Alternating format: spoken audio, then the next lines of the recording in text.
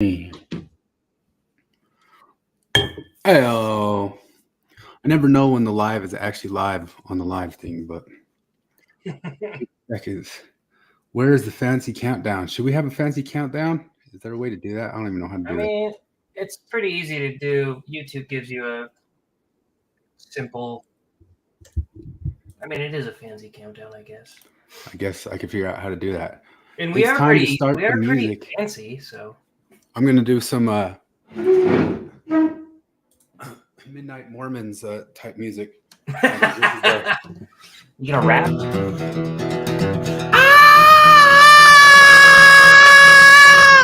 Are you ready? Are you ready? It's gonna be the best day ever. It's gonna be the best. You get no better. God damn. That's some authentic shit. Yeah. I think that's what all the songs are right now.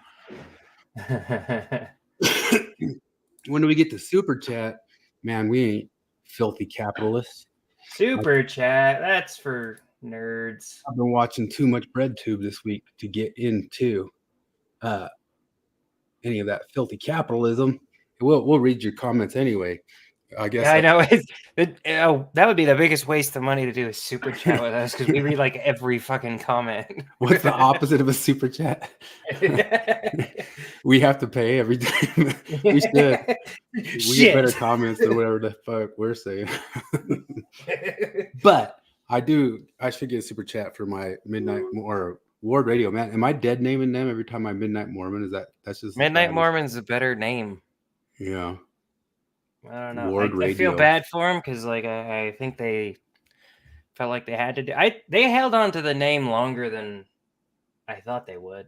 Really, they should have kept holding, man. They should have. I know they definitely should have because that's just so fucking stupid. That's so clearly Nelson, like with his ego trip. Because, like, I mean, they had that whole back and forth with him and Hinckley where he's like, "We don't use the name Mormon. That's stupid and insulting." And then Hinckley was like, "No, Mormon's great. Shut the fuck up, Nelson." I swear Oaks would undo it if he could, but it would just be too embarrassing to that. Yeah, I don't think Oaks will undo anything. Like, I think Oaks will be because I don't like Oaks. Like he was, I mean, he's got that infamous "it's wrong to criticize the leaders of the church, even if the criticism is true" line, which is terrible. And he's super, I don't know, they always talk about him as being like the super right-wing one or whatever, so he's probably not thrilled with a lot of the changes that Nelson has made, but he's not ballsy enough to change it back. I don't think any of them are. Yeah, it would just look bad to do it that quickly, but man, is that the dumbest thing ever. I can't believe they can't go by Mormons anymore, and we can't call them Midnight Mormons anymore. I think I even dead named them on Jacob Hansen's channel when we were on that, and I know they get upset about that, but I don't care. Look, if I dead name trans people all the time, okay? And if they deal with it, then you're gonna have to deal with it too, Carden. Yeah. What were we just talking about? I was gonna say that we normally have Muppets equals meat puppets. Yeah, that's true. I was gonna say that this week all of the Mormonosphere. I guess I should upload the slides thing for Mormon crap this week. Nope, not that one. Hold on. Mormon crap this week. You want to know what? I don't think there's good Mormon crap at all really this week very much. You want to know why? Because, I mean, I guess Bill and RFM just covered the Spalding manuscripts again. Zippity-doo. Have you ever heard of that before? Oh, yeah. Has anybody ever covered the Spalding manuscripts before? Yeah. Did you know? Okay, this is pretty wild. Did you know that at one point in his life, Joseph Smith was a polygamist and married a bunch of people? One was as young as 14. Whoa. It's pretty wild. And they need to cover that. I don't think anybody else has yet. 4-part series on that. And on the Mormon side, I was complaining, Jared can attest this, I was complaining about how much I do not give a crap about temple announcements and stuff like that. And I can't believe even all the active Mormons get excited about it. I was just saying something like, "Oh my gosh, you guys, we got Temple in East Timor, East Timor, wow, East what? East Timor."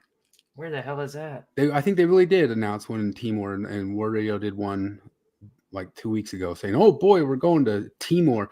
Timor is an interesting place to talk about because that's one of the main places that Christopher Hitchens and Chomsky, well, Chomsky way before Christopher Hitchens, argued about some of the deaths that happened in the like the Cambodian that whole war, you know, saying like Chomsky tried to claim that there was all these like war crimes going on over there, and Hitch talked about it for saying it was a place where they definitely said all the Muslims over there definitely wanted to kill us. So like East Timor became like this, or I keep saying East Timor. I don't know. It was just Timor in general where the temple was going or something.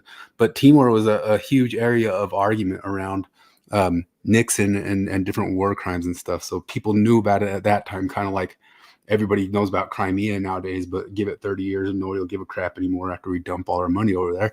Just listening to Biden announce that he's going to dump all swears in my life, swears are going to dump all the money's in theirs. And have you seen Italy is now making fun of Biden? Yeah, they had like a whole thing of him like dawdling around on stuff. I love how Orange Man bad, like Orange Man was what was making us a laughing stock, according to everyone else. Like we were a laughing stock. Look at this Flips listen in the shower. Yeah. It is a laughing stock, but whatever. We've got post Peterson glow. Yeah, we can talk about Peterson. We even dragged Flip over to Peterson. Do we have the Peterson pictures? I didn't even know you guys were taking the group picture when the group's pictures came. So I was like, "Oops, we forgot to take a picture." And they said, "No, they didn't." And I was like, "Oh, you did?" I know. I was laughing because you were talking about your Charlie Brown look with the dudes coming out with the meat stick, right? And like they would just. I was bitching about the guy. You were just sitting there like a Jewish mom, like. I don't know. When he finally came over, like, "Oh well, it's nice to meet you now." I was hungry, man. I hadn't eaten in 10 weeks. I handed my phone to Christopher to take a selfie, and every time he took it, you were looking the other way, and I was laughing. Funny. I was like, "Yeah, I didn't even know what was going on. I guess I just don't pay attention to pictures." Well, I didn't warn everybody, so you're trying to catch us in the moment. I'm gonna show you. Can I share your Facebook page? Oh yeah, I don't care. There's Jared with Jordan Peterson. What is that jacket? You said that jacket had some sort of Russian. It's got a lot of shit on it. Like there's, somebody was saying the cross on the back is specifically Russian. I don't know, but it's got a lot of Japanese on it. It's, we had a good time.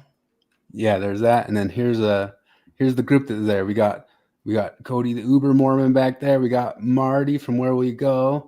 There's us four Muppets. This is my friend who is the ex-Mormon. He's the bassist of my band. His name's Justin. He's one of those ex-Mormons who doesn't even know who John Dehlin is.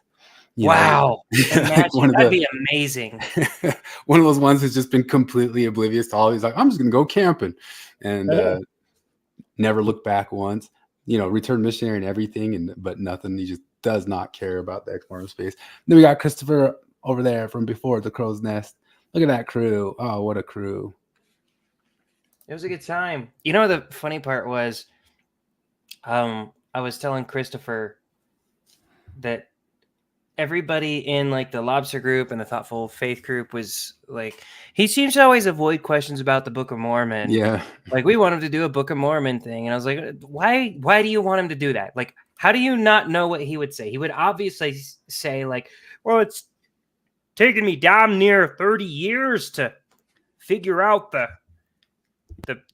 Bible enough to give my analysis on it, bucko, and I don't bloody have that much time left alive now. Like, how do you not know that he's going to say that? And we were kind of just gone to Exodus. Yeah. Well, and then they laughed at that. And then he is funny because he actually answered the question, doing analysis of the Book of Mormon. He's like, and he said exactly what I said he would say. So... Yeah. So there's my little head up in the corner there, not paying attention, talking to my buddy and whining that I didn't have more food. But then, of course, they got me enough food and my stomach hurt. So I shouldn't have whined. But But I don't know. It was cool. Do you have the video of him answering that question? I do. I don't know if I have that quickly. I posted it in a couple groups. Hang on, let me send it to our group.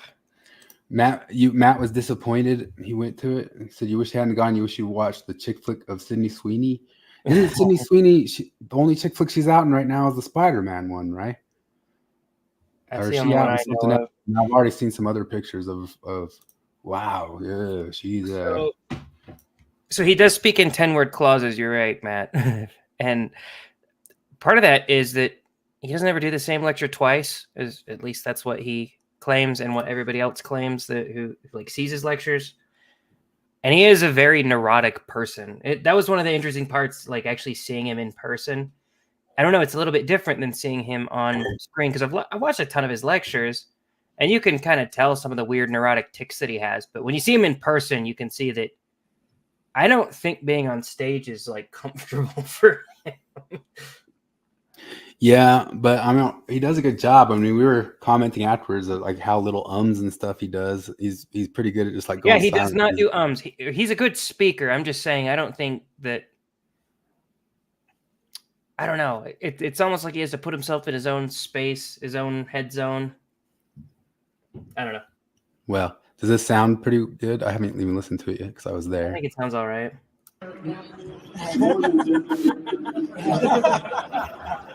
Well, you've made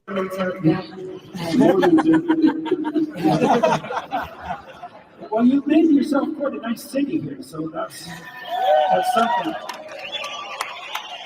Yeah, well, so congratulations on that front, that's for sure. I can't do that.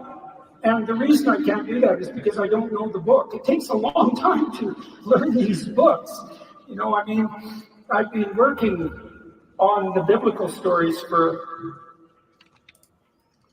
like 30 years, 40 years, and I still only know about a quarter of them well enough to be confident in my ability to wrestle with them properly.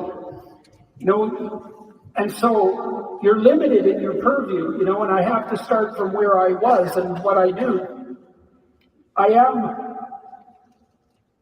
recreating the group of people that I walked through the story of Exodus with so that we can go through the Gospels. We're doing that in April.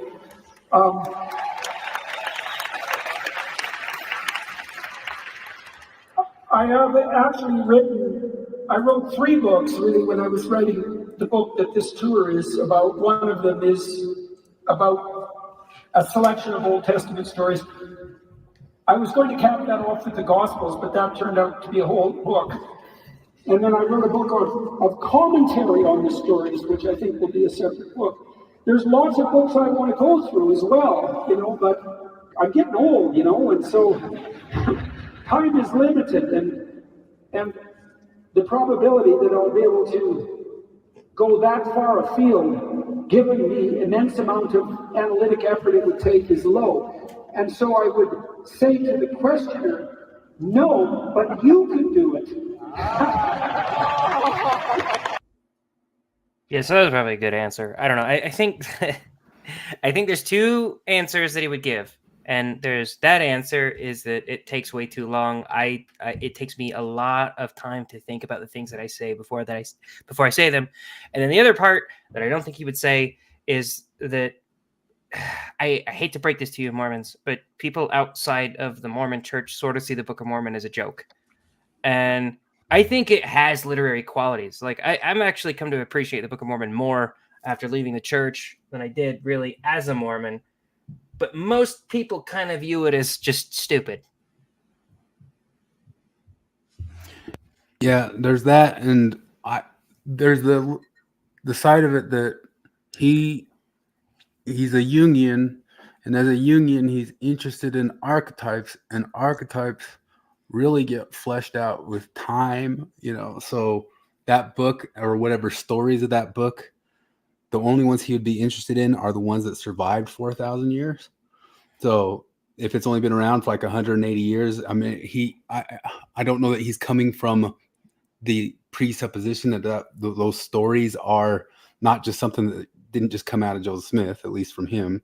Yeah, but also I would say that like even the archetypes survive through several different iterations of narration, so it's right? like So what you could pushes out. say that like I mean I've heard him cite Lord of the Rings before. He cites The Simpsons all the time. You can learn a lot That's true. about like 4,000-year-old archetypes through The Simpsons. So you could also learn that like through the Book of Mormon. You know, there are archetypes like Abinadi would be a cool thing for him to explore. Alma, the Stripling Warriors versus the Anti-Nephi Lehites, that would be a cool. All of those would be cool things for him to explore. And I think he just, I don't know.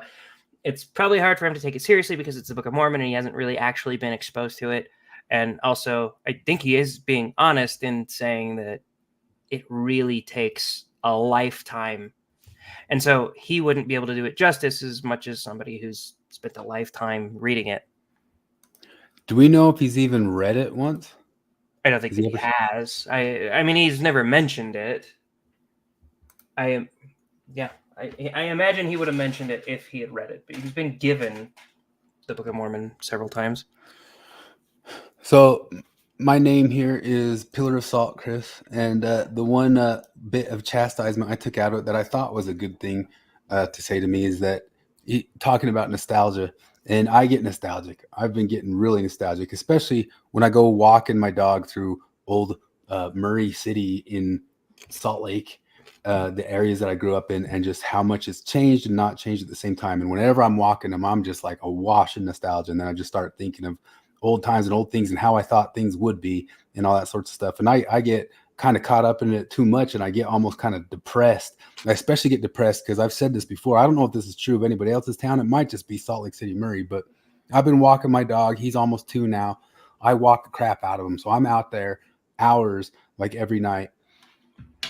In 2 years, I have not seen a kid or a group of kids between the ages of 10 to 18 out there once. Playing like kick the can or whatever. Not anything. Yeah. And when I grew up around this, like it just would have been groups and droves and all of us were out there all the time. And as far as I walk in as many places I go, I just would have seen endless amounts of kids in that same amount of time frame, just out playing on their own in that age group where you are, like as Jonathan Haidt has been saying, kids don't do anymore. He's been pointing. I just listened to him today talking about nobody knocks on doors anymore. Yeah. Like I mean, that started with my generation, by the way. Like that started with us. And I felt disconnected from my friends because like in my neighborhood, I would go around and we'd like knock on doors, be like, "Hi, can Austin come out to play?" or whatever. And we'd play night games and kick the can, all that shit or whatever. Or we'd, I don't know. But like my high school friends, they could drive before I could. So they would drive to come pick me up. They wouldn't even knock on my door. They would call me from their car and I'd be like, "What the fuck are you doing, man? Like, why would it not be quicker for you to get out?" Like, cause I mean, I have a flip phone. I don't keep it on me at all times. When I had a flip phone, right? That's a different world. Now it's just always with me because I'm an addict. But yeah, it's kind of a sad thing. Yeah, it trips me out, and then just like how much it's changed. But it just might be that all the young kids are somewhere else, and now my area is just all old people who don't have kids around anymore, or something like that. But to me, it blows my mind that there's not just the same droves of ruffians out there doing the rough and tumble play, as Jonathan Haidt would say. And I mean, it just would have been so much more back then, and now it isn't. And then I get in my head about it too much, and then in that Abraham story, because if people don't know, if you haven't caught up yet from listening, it was pretty much all covering Abraham. And if I was to say the Peterson angle on it, it's almost kind of like it was just like using the Abraham story to triple down on clean your room stuff.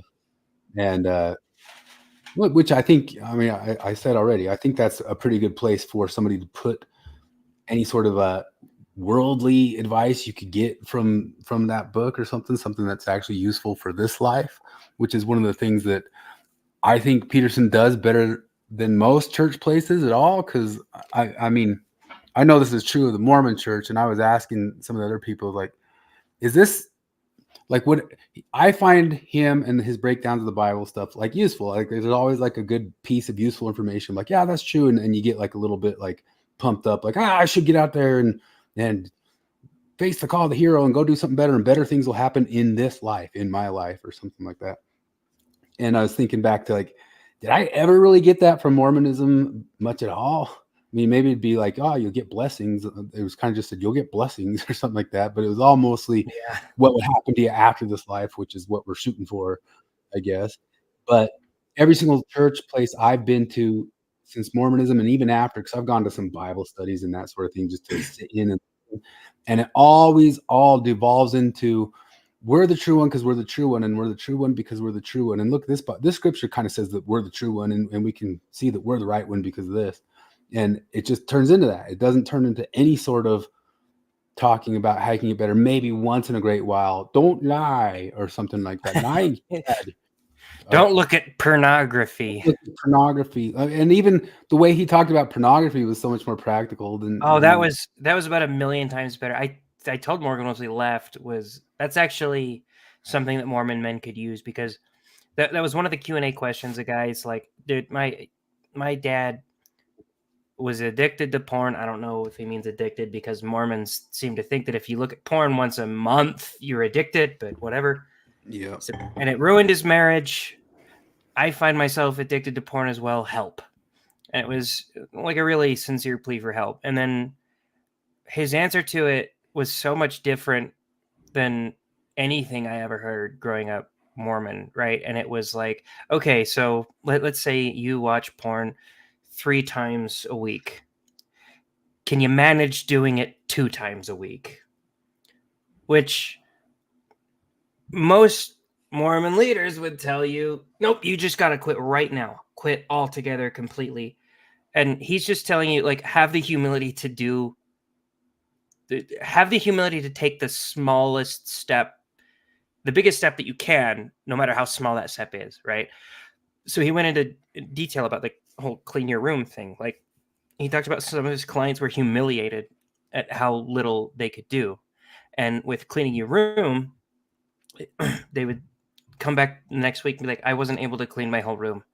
And it was embarrassing and humiliating to them. And he'd say, can you organize one drawer?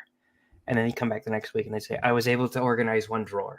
And that, like, where you are a month, if you take the largest step you possibly can, no matter how small it is, where you are a month later is going to be a lot different than if you try to take a step too large for what you can do. And I think this plays out really well in diets, right? Because you can look at the fat activists always try to say that 97% of diets fail. I'm like, no, it's the people that fail. It's not the diet. Like, eat at a calorie deficit. It's pretty simple. You can't make fat out of nothing, right? And the people, they want to lose 50 pounds in a month. Nobody wants to lose 50 pounds in a year, but losing 50 pounds in a year is generally all you can do. And if you do that, it's more sustainable. And that was kind of his message to the guy asking about porn and no Mormon bishop would give you that advice. Try to watch porn only twice a week. And then maybe in a few weeks, try to watch it only once a week or whatever. It was pretty cool. Yeah, it's cold turkey or nothing usually with the, it's kind of black and whitish when it comes from some sort of a super religious standpoint, because you can't say Peterson's not religious. But I totally agree with that as far as diet and exercise goes. Whenever I get new people coming to lift with me, especially guys, I'm always fighting them on the first day to do less. Like, no, I know you can pick up the 45 pounder. Don't. Like, stop it. Like, you just pick up like this little weight and come and like, don't blow it out. Don't make it so that tomorrow you're killing yourself and you're hurting and all that sort of stuff. Just go through some motions. Don't feel some sort of embarrassed about the weight that you're picking up, because you have no idea how many times I do like a deload week. So I'm lifting these big heavy weights, but every 12 weeks or so, I'll do a deload week where I'm just picking up the baby weights, and I'm not sitting there going, boy, everybody in the gym must think I'm a dummy or something like that. You just pick up something that's going through the motions for the first couple of weeks. And then when it's time to move up, you will feel it, and you will shoot yourself off the wrong side of stuff if you just come in and do some insane supersonic, try to make up for the past 2 years you haven't lift on the first day. With guys, I'm always trying to make them slow it up, slow it up, slow it up. Like just get through the motions. Come for 2 weeks and get through the motions. Just do them. I promise you'll feel it. I promise you're going in the right direction, and then you'll just like move up into the next level. But it seems like with porn, you're not allowed to. You got a cold turkey. You're not allowed to just say, "Hey, maybe I just try one last time." And then he talked about that one last time being a sacrifice, and I don't know that you'd ever hear something like that out of some Mormon person trying. You wouldn't, and part of the problem is that Mormons view porn as a lot more dire than it is. I would say that Mormons view porn as too dire, as atheists view porn as too nothing, and so if your addiction is to I don't know, killing people, then I guess if the guy was cold like, turkey's well, probably pretty good. cold turkey's probably the way to go. Actually, maybe chain yourself up, because nobody's gonna be like, well, you kill 3 people a week. Can you try only killing 2 people a week? And that's kind of how most Mormon leaders view porn. It's just way overboard. When the easiest it's ever been for me to stop looking at porn was actually, ironically enough, after I stopped believing in Mormonism and thought, okay, actually, porn isn't that big of a deal. It's not good. I don't like it, but it's not the end of the world. And then it was way easier to stop. I agree with that totally. Like it lost its mystique a little bit when you stopped viewing it as taboo. Taboo is part of the deal of the whole entire endeavor. But yeah, I mean, so I was thinking about like how I don't know. I know Paul Vanderklay started like watching Peterson a whole lot because he's like this Calvinist pastor who got mesmerized with how is this guy bringing out droves and droves and droves of kids and we aren't anymore, and I think it just kind of lies somewhere in that is like, how are you actually making this useful in like daily life? And it seems like most churches could learn a little bit from that, but they almost kind of don't want to. I don't know. I don't know why they can't quite ignite the exact. I'll tell you why the Mormon church does this, because they play it too safe. Like I go back and forth on Jeffrey R. Holland, right? I don't know. I remember liking him, but he's very theatrical and cheesy, right? But he's also probably the ballsiest apostle, like with his musket fire speech and shit like that. None of them really ever say anything new or really meaningful. Troy says, "I speak the truth with the go slow with the weights." I that's not only true for a newbie; it's also true for me. Like people don't realize, like the way you get all the way up is I only ever lean on what's comfortable. I never once go. There's never once really in the gym, and I've gotten to like super competitive levels. I've never once had to go. Maybe when I was like a power lifter in football in high school or something like that. But everything I'm ever doing is just leaning on what's comfortable. I'm never ever, and that the weight goes up. In fact, the difference between a bodybuilder and a weightlifter, I've usually explained to people is that, and I think if you're doing it for aesthetics, you're a bodybuilder. You're not a weightlifter. If you're doing it for athletics, you're a weightlifter. If you're doing it for athletics, you're trying to move the weight. You're trying to get this much more weight up and train your body to do the thing to get that weight up. Well, one of the things that happens when you do the thing to get the weight up is your body figures out cheats to get it up. Your body figures out weight, kind of like a golf swing, like bench pressing. I usually tell people they'll be embarrassed about their bench press at first. I'm like, that's not your strength. Like you got to get the golf swing of the bench press down first. Like there's a golf swing to it, making all your muscles work at the same time. You can't even find out what your real bench press is until you got the golf swing of it down. But a golf swing isn't working against the muscle. So when you're bodybuilding, you're trying to get the weight to work on the muscle, not the muscle to work on the weight. So when I'm lifting, I'm only ever leaning on the muscle the reverse way. And when I have to go up in weight, I get pissed off. Like I get mad because I only go up in weight when it gets too easy. So if I'm lifting something and I get to like 15 reps and it was too easy, I go, damn it. And now I got to go up to 90s. It pisses me off. Whereas every other guy is in there going like, oh, go, he's up. And then they go and I usually kind of joke. They do like these He-Man arm bicep curls where and you're like, it's stuck like a He-Man toy. I'm like, you're not extending and doing any sort of thing with your muscle. You're just doing this. You ever see somebody... I can't remember where I saw it. It was just like a little short on YouTube where somebody was showing how not to do pull-ups, and they used Mark Wahlberg. Oh yeah, showing off. He does like the kicking type pull-up stuff. Well, it was like anybody, like, I'm not a workout guy, but I'm looking at that and I'm like, this isn't like a pull-up. First it's a chin up. He's doing it the wrong way, and he's like pushing his legs. You know? Yeah. Well, whenever, like, if I could get the movement and the time under tension for my muscles with a 5-pounder for everything, I would use that 5-pounder gleefully. Like, I do not give a shit about the number on that weight at all. I give a shit about what it's doing back to the muscle. And that's it's the reverse mindset of the coin of like doing it for aesthetics or doing it for athletics. If you're just trying to get the thing to go up. And I'm not just trying to get the thing to go up. It's not just the line to go up. I'm trying to get the thing to put my body under tension. But that's a whole other rant.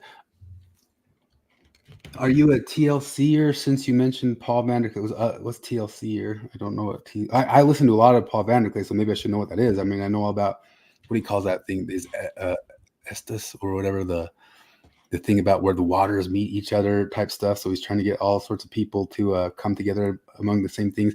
Yeah, I listen to a lot of Paul Vanderklay and like the different groups of people. Yeah, the little corner, this little corner of the internet. Yeah, I actually talked to Paul Vanderklay several times because there's a weird thing where I get to some people early, and I got to talk. I've talked to Paul Vanderklay and Jonathan Pajau because I saw both of them before they hit huge. And so like I just talked to them on Facebook, and they talked to me back for a while. And I've talked to several different people that way. You get in early.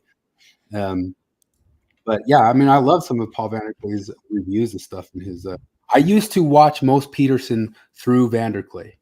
Like I wouldn't, like I liked Peterson a whole lot at first. And then after a while, I usually only watched Peterson through Vanderklay's reviews of him. Risto says he seems like, yeah, I like him a lot. I like a lot of his different views on stuff, but I don't, Calvinism, man. I mean, I don't get Calvinism really. It kind of seems like predeterminism a little bit, but what you can do. But I don't know enough about the different sects of Christianity to really know anything. Yeah. I mean, I love listening to lots of different like religious and Christian guys for some of the good ideas that they have type deal. And Risto's got me reading through the Psalms. And he said that some monks read every single Psalms every single day. I wonder if they get to the point where they have them memorized or something like that. That blew my mind. Christian Reformed. Yeah, he says he's a Calvinist, though, isn't he? Are those Calvinists? I get so mixed up with what all the different evangelicals are. Like, I cannot track it well at all. The old time monk, not anymore. These new guys are, they just get their trophies. They're trophy monks. They get every monk gets a trophy generation. They only have to read one psalm or something like that. They're millennial monks. Anyway, I was thinking about like just how Peterson like makes stuff useful. I don't know if like the whole talk. I've seen Peterson a few times now, 3 times now. I don't know that I'd bother to go do it again unless we were all meeting up for. I'd rather do it for like the meetup and type stuff like that. Here's the honest truth. Except for like the occasional interview I really want to hear, I do not listen to much Peterson anymore. Like I don't catch everything that he puts out hardly at all. Yeah, I mostly listen to the stuff that he already has put out. I'll just like read over his book again or something like that. But I did listen to his. I did listen to his interview with Abigail Schreier. Me too, and that was a great one because that one was great, and it was pretty hilarious because I had just finished listening to John Dehlin just creaming his pants over trauma-informed therapy. And then the second I pull up Peterson and Abigail Schreier, she's like, let me tell you how goddamn awful trauma... Abigail Schreier's been on a rampage. Yeah, it's amazing. Yeah, it's her new book, I think. But, I mean, I've listened to her on like 3 or 4 different podcasts now. I think she was even on Michael Malice. And well, that was the first. I brought that up last week, but then she was on Peterson, then she was on another one, and she's just been talking about double thinking how addicted people have gotten to therapy and that sort of stuff. And strangely enough, other people are hitting on the same topics. I keep forgetting her name, the redheaded. Well, I just remember like that attitude that everybody has, like, well, everyone should be in therapy. And like, but what if like you don't need it? You know, that's like saying that everybody should be using crutches or everybody should wear a cast. I was like, but my arm isn't broken. You know what they're saying? No, what they're saying. They're saying what I've been saying all along. They're saying, well, everybody should go to church. Like that's the same thing, you know. Like, you know, I saw there's a guy in my ward. He's the guy who's helped my family for my entire life. And because like my dad's sick, and so he's helping us do shit that, you know, just like Mormon ward stuff. And it's funny because like, you know, like he knows I've been out of the church for ages, but like he's still, you know, but he still kind of just drops the hints, and he's just always nice. I don't know. I kind of lost my train of thought there, but yeah, because he thinks I should go to church, and maybe he's got a point, you know. But like that's the thing they feel about therapy the same way is like. I mean, because like yesterday I was hanging out with 2 ex-Mormon women with a lot of anxiety who see therapists, and they're like, and you can tell like they need their therapy the way my mom needs church. Like it's really just the same thing. It's kind of amazing actually to see it in action.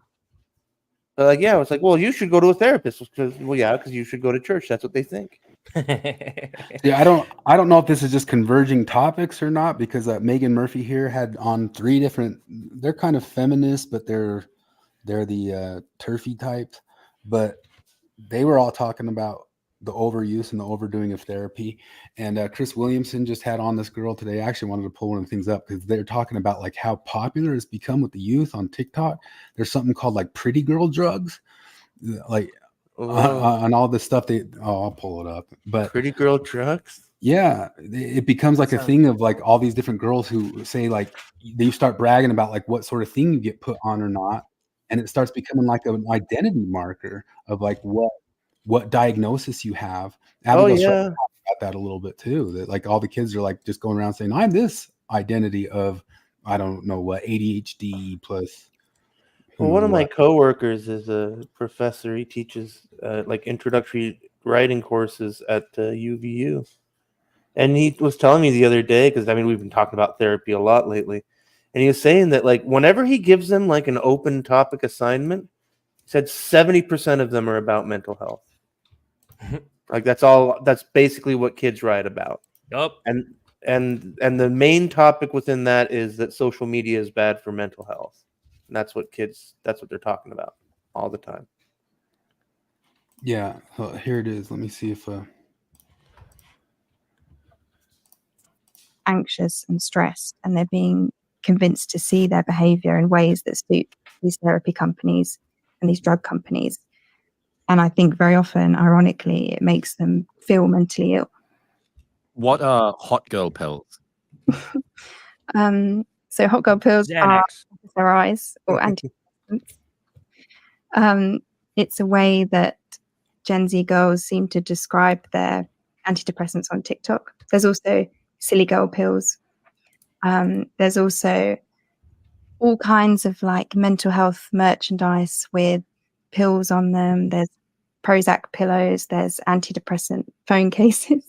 I could go on. There's a common phrase now, like hot girls take Lexapro, sexy girls take sertraline, all kinds of stuff like that. So not only is there kind of the normalization of these mental health diagnoses, but the absolute glamorization of them now. Yeah. Silly girls are pills because she says they've got silly girl pills. Silly bitch is a suppository. Yeah. So, but yeah, Abigail Schreier's been kind of on a rampage about that. The way she described the thing Jared was just saying is she says it's like chemotherapy. Like chemotherapy works if you have cancer. If you don't have cancer, you should not be suddenly taking a quick. I tried explaining this to my friend the other day. He got really mad at me because I was talking about how I needed to lose weight. He told me, "Have you tried Ozempic?" And I said, "No, I think it's probably pretty bad for you." He's like, oh, should my mom just die of diabetes? I was like, well, no. She should probably take Ozempic because the poison of Ozempic is probably preferable to the poison of diabetes. But it's actually, believe it or not preferable to the poison of just eating at a fucking calorie deficit. There's a reason why you don't take all the pills all the time. Even though for some people the pills are good. I tried explaining it with chemo, and I was like, no, like chemo is poison. Like it sucks. It hurts. It fucks you up. I remember not as much as cancer. Years ago, right? Learning... So that's the only reason you would ever do it is if you're on cancer. And he's like, that's totally different because it's cancer. Shut the fuck up. There you go. I have a friend who's had 2 lap band surgeries.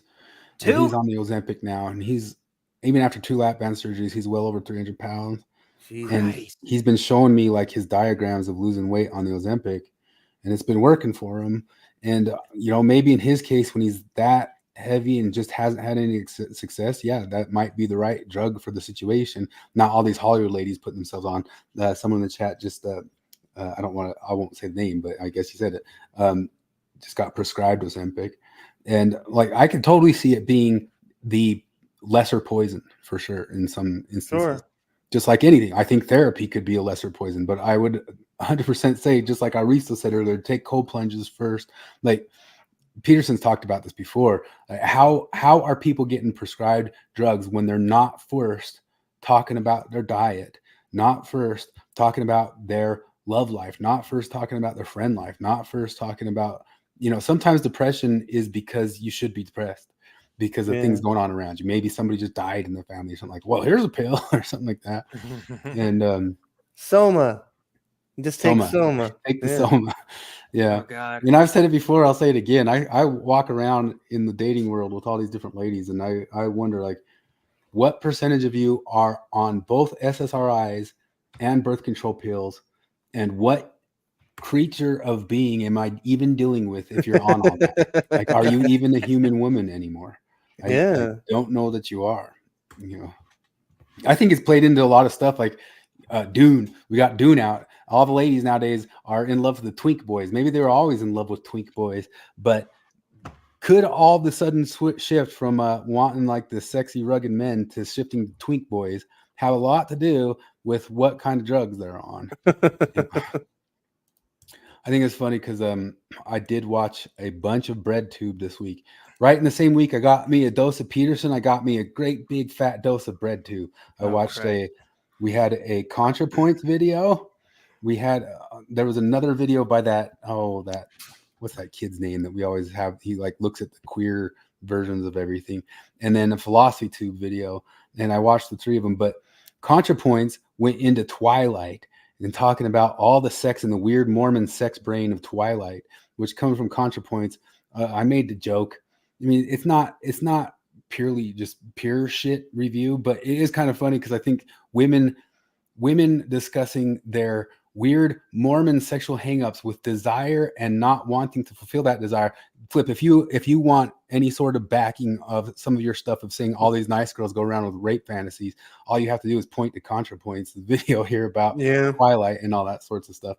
But isn't it not the ultimate mansplaining that we have ContraPoints sitting here explaining to all of us in the world about female desire and how Twilight actually gets it right? Let me tell you something about being a high school female. ContraPoints. It's 100% what it was.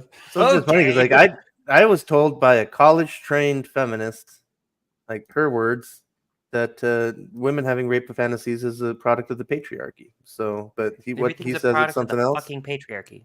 Name one thing that sucks that isn't a product of the patriarchy. Oh, I explained that like just the other day to this ex-Mormon feminist that I'm always talking to, and I was like, look, if I were to be a feminist, look, I believe that the genders are equal, right? I strive to treat women equally to me. If I wanted to be a feminist, I would have to believe in the all-powerful patriarchy that is the bane of everything. That anything that sucks more for women is the patriarchy. Anything that sucks more for men is the patriarchy. So why Well, does and it also make the other any way, amount too. of fucking sense to call it the patriarchy? Because even the things that suck for the people who contribute to and benefit from it is the fault of it. No, the patriarchy is the patriarchy is the feminist equivalent to the fallen world. You know, it's the thing we point at and say, well, that's why bad things happen. That's sin. You know, that's sin nature or whatever it is. And so that's, you know, the whole, but then because you get that thing that the feminists always get is the devil made me do it, you know? Well, there's so much, if you listen to these different bread tubers, so much just assertions about male being and male desire and male gaze in the world. And it's just cold assertions about what men want or don't want out of sex and penetration, all that stuff. And to ContraPoints' credit, there was a lot of talk about the different wild feminists who talked about any sort of sex being a form of rape because it is the male penetrating and violently invading the female space or something like that. Yeah. And all sex is coercive. All heterosexual sex is necessarily coercive. Yeah. Like a woman she only because of her false consciousness thinks that she wants to have sex with a man. Mm-hmm. But a lot of this is talking about that thing that we know that's there in Twilight, because we know it was a young Mormon woman talking about the desire of a twink boy who was also very feral, murderous super assassin who could just rip her to shreds, and withholding it and holding back and not doing it and waiting and waiting and waiting. And if that doesn't just like speak to the female as like catnip to the Mormon chick, if I ever heard it. You want to know what the most Mormon part of Twilight was? Like, and I haven't read or watched them, but I've heard a synopsis from my wife who has read and watched them. And You so one of the most Mormon things is degenerate book review card. Yeah.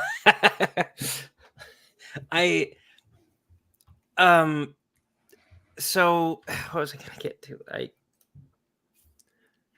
Sorry, I messed you up. No, it's okay. The most Mormon thing about that is I always feel like the hallmark of Mormon deep doctrine perusing is that they're trying to just make a way for everything to be all right for everyone, right?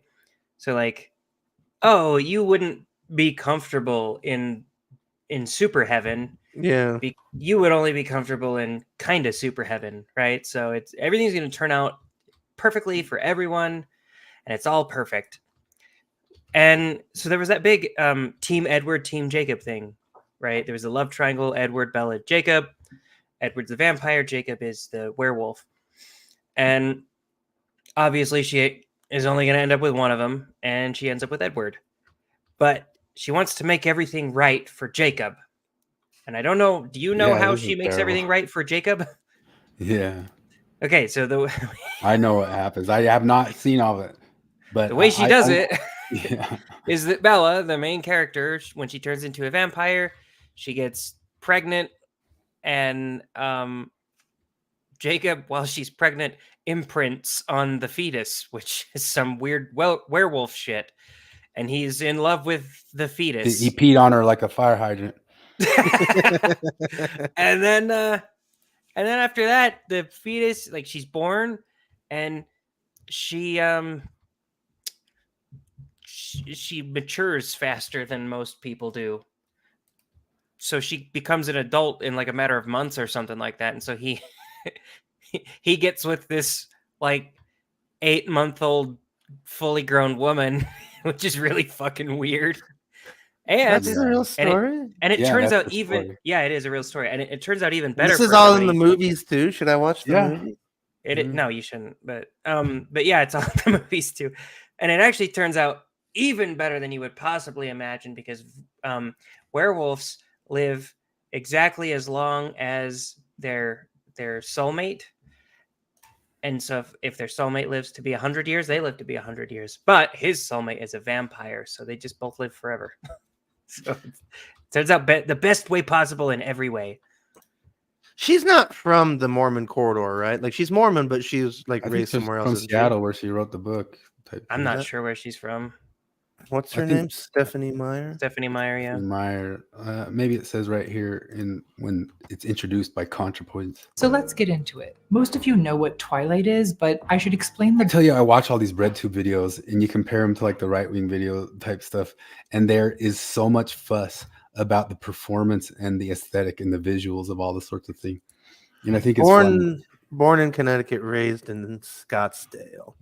So that's kind of Mormon corridor, not very, but it's sort of like that. But yeah, basics for new people. The aesthetic of these videos, the way they put them out, and like they get all these subscribers and get all these money people. I can't help but think of Adorno in the cultural industry. You guys are trying to be all your Marxist socialist people, yet you're just here pumping out product, aesthetic product for YouTube.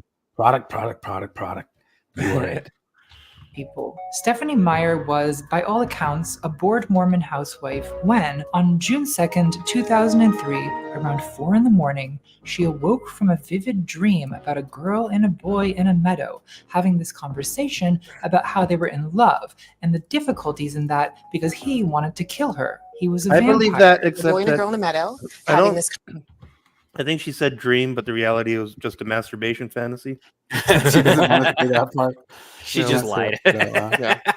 Just left that out. That's okay, honey. We get the picture. It's vindicating everything Flip's been saying lately. Like all these nice Mormon girls have these wild rape fantasies, but Somebody's buying that book. Somebody buys these books, and 50 Shades. Somebody. I mean, Like- it's mega ultra industry, and part of what the whole first part of this video is talking about how many similar books there's been through the ages, and how many since. There's already been a bunch since. Even some of them were spinoffs from these. That 50 Shades of Grey was fan fiction of Twilight. Well, what Christina Hoff Summers call them, the bodice rippers, the bodice ripper genre? Like that is like that's the nuts and bolts. Like that's the black hat, white hat, good guy, bad guy of Western movies. Only for romance novels is that there's always the bodice ripping scene. Mm-hmm. Sometimes, since I was a kid, I've thought about I'm just gonna go and I'm gonna check out a popular looking romance novel and just read it and see. And I've just never had the energy to do it.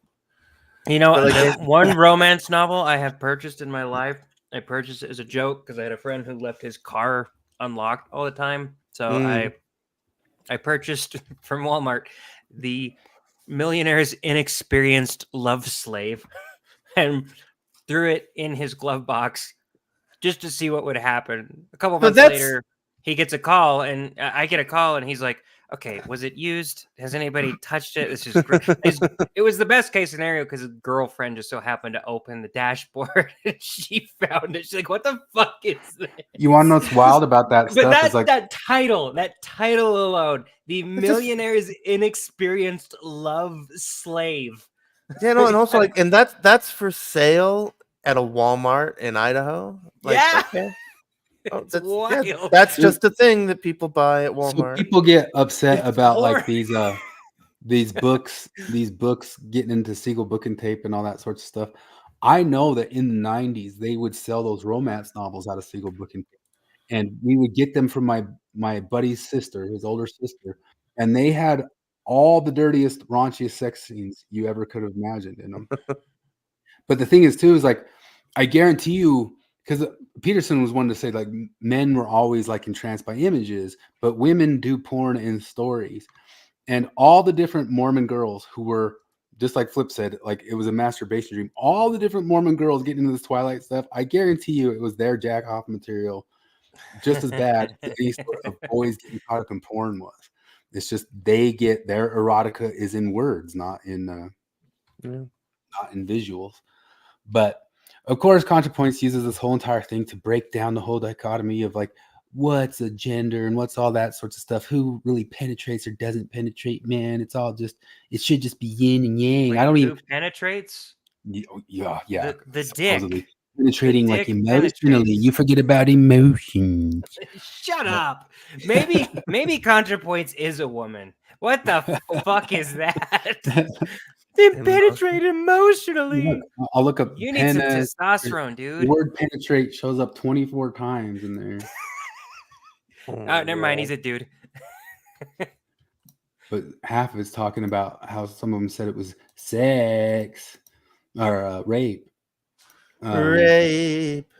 Penetrate the edges of the self. Government is coercing us into being injected, penetrated. Government penetrates you.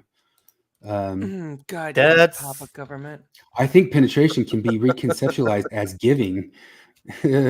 Or extremely condescending. I think penetration can be reconceptualized as giving, as offering, as an act of service. But let's be An honest. assertion again, just a world of assertions. Yeah, no, just let's do that. Let's reimagine it as that, just because no one ever thought of that until you mentioned it just now. Thanks. And it serves my political purpose I'm talking about here. I'm trying to get to the who both penetrate you and devour your precious bodily fluids.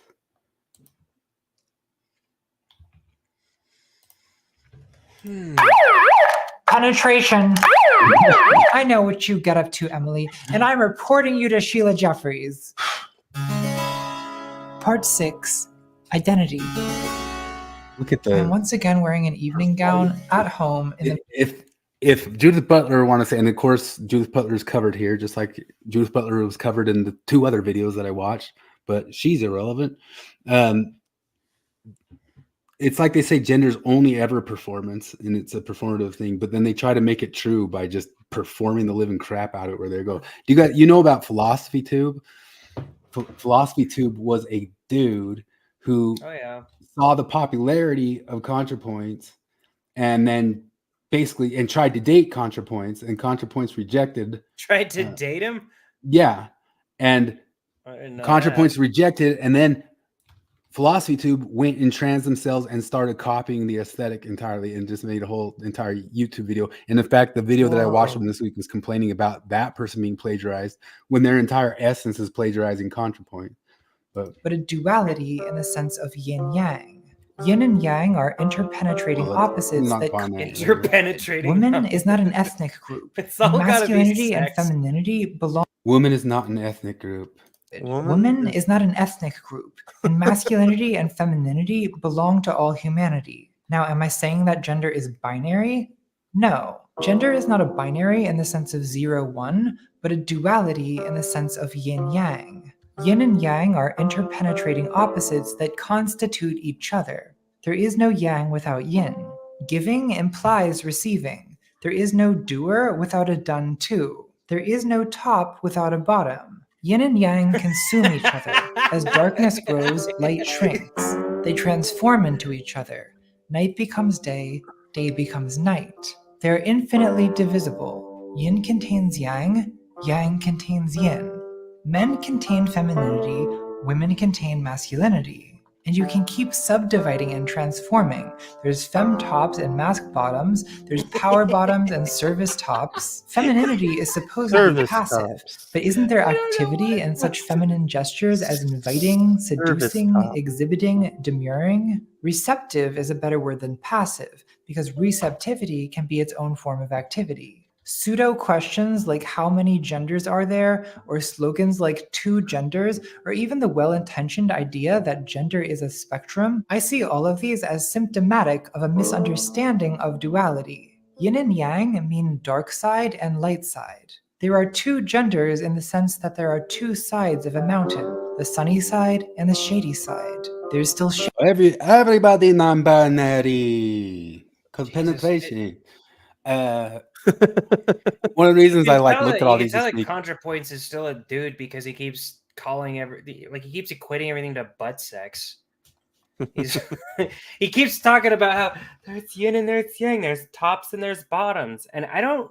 There's dual penetration of tops and bottoms, and it's I don't understand the gay butt sex stuff clearly, because tops and bottoms, when I first learned about them, didn't make sense to me because I always just assumed you took turns or whatever. Yeah, I was like, wait a minute, you just take it up the butt and then what? You just left high and dry. You're not when you're gay, being gay and being a strictly top or bottom is like going to the buffet for only one thing.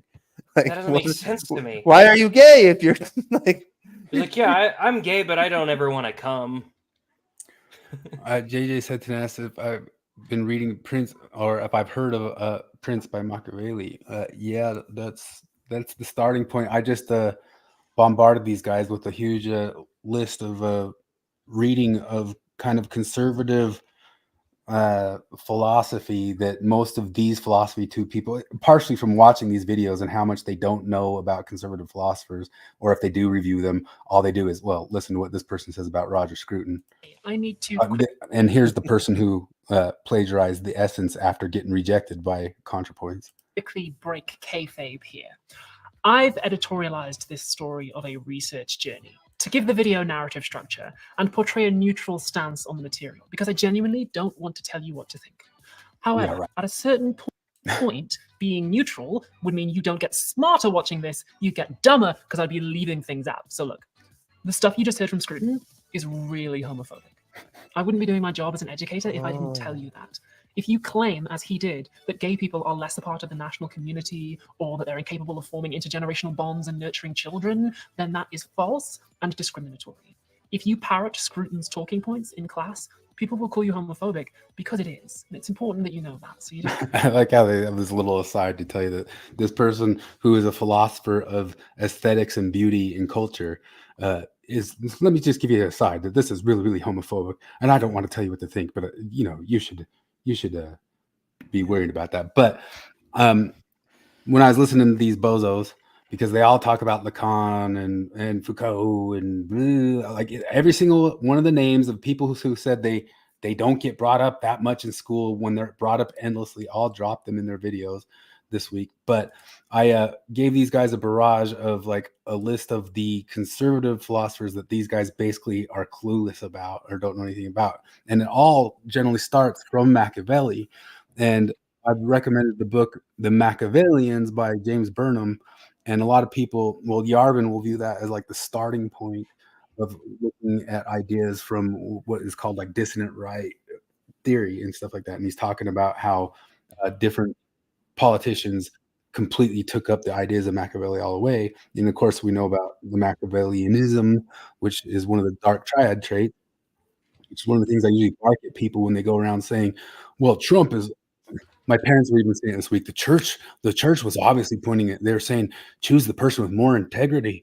And then I saw a bunch of people after Super Tuesday saying, well, how could people go after Donald Trump? It's so obvious he doesn't have integrity. And I just constantly bark at people like, dark triad traits is grandiose narcissism, psychopathy, and Machiavellianism. A Machiavellian person you aren't going to notice as being somebody who is like a grandiose narcissist, because a Machiavellian, the way that James Burnham might describe him, is that's a fox. Actually, I think this goes back to Machiavelli. Is a fox versus a lion. A lion you hear roar, a fox you don't notice until it's eaten you. And I usually bark at him and say, you guys like sure pat yourself on the back that you notice like a grandiose narcissist, but then all of your Mormon world, ex-Mormon world, you're not able to pick up on Machiavellianism, the types of people who go and put on a smiley face for you, saying that, hey, ain't I full of integrity? Even though I don't even know that describes Biden very well, because Biden, if you go over his whole entire history, he's been just as much of a bloviating douche as Trump ever was. But the people not figuring out what Machiavellianism is drives me nuts. But that's not to say that Machiavelli himself was necessarily being the proponent of people being so cutthroat. He was kind of more talking about political realism, especially in that book, The Prince, which is a book that he wrote kind of to tell a prince like the types of cold hard decisions you would have to make as a leader type deal. But that's where the concept of Machiavellianism comes from. And I've been meaning to put out a list along with our CES letter to ex-Mormon whoever's like a longer reading list of the stuff just completely ignored by this entire lefty universe of people. Or if they do cover them, they say, here's Roger Scruton. He has a ton of different ideas. We mentioned Roger Scruton a lot. Roger Scruton's the guy who says, hey, conservative is not sexy because you can't really yell it to a bunch of young kids. Our slogan, which is, hold on a minute, that's not a sexy slogan. Yeah. And he talks so much about like aesthetics, and his conservatism just basically comes from the point of watching like 60s revolutionaries act the damn fool like Antifa on the street, watching it and saying, yeah, well, I'm not that. That's his conservatism. They call it like small c conservatism, and it goes all the way back to Edmund Burke. And I've been meaning to like just put out like a long list of a bunch of these different people. So I mean, I digress into this, but part of why I was interested in looking at all these weird bread tubers in the same week that we went and heard Jordan Peterson is kind of like contradict the messages that people are being flooded. Like what messages are the young kids listening to Peterson? So terrible, listen to Peterson. And you asked Flipper, probably even Jared. I mean, I know Flip said this a little bit after. He's like, yeah, it was kind of church. It was kind of like good ideas and sorts of stuff, but it's not like something that, I don't know. Putting words in your mouth, Flip, but like the Jordan Peterson speech isn't like something that you'd like jump out of bed or would have gone to if we didn't drag you to it or sort of thing. But yeah, that's the deal.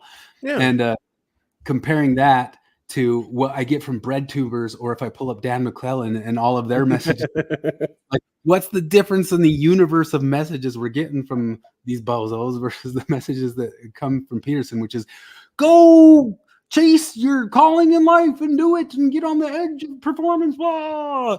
And these guys who are just penetration in your sex and your identity and who knows what, you can never really show your true self, blah.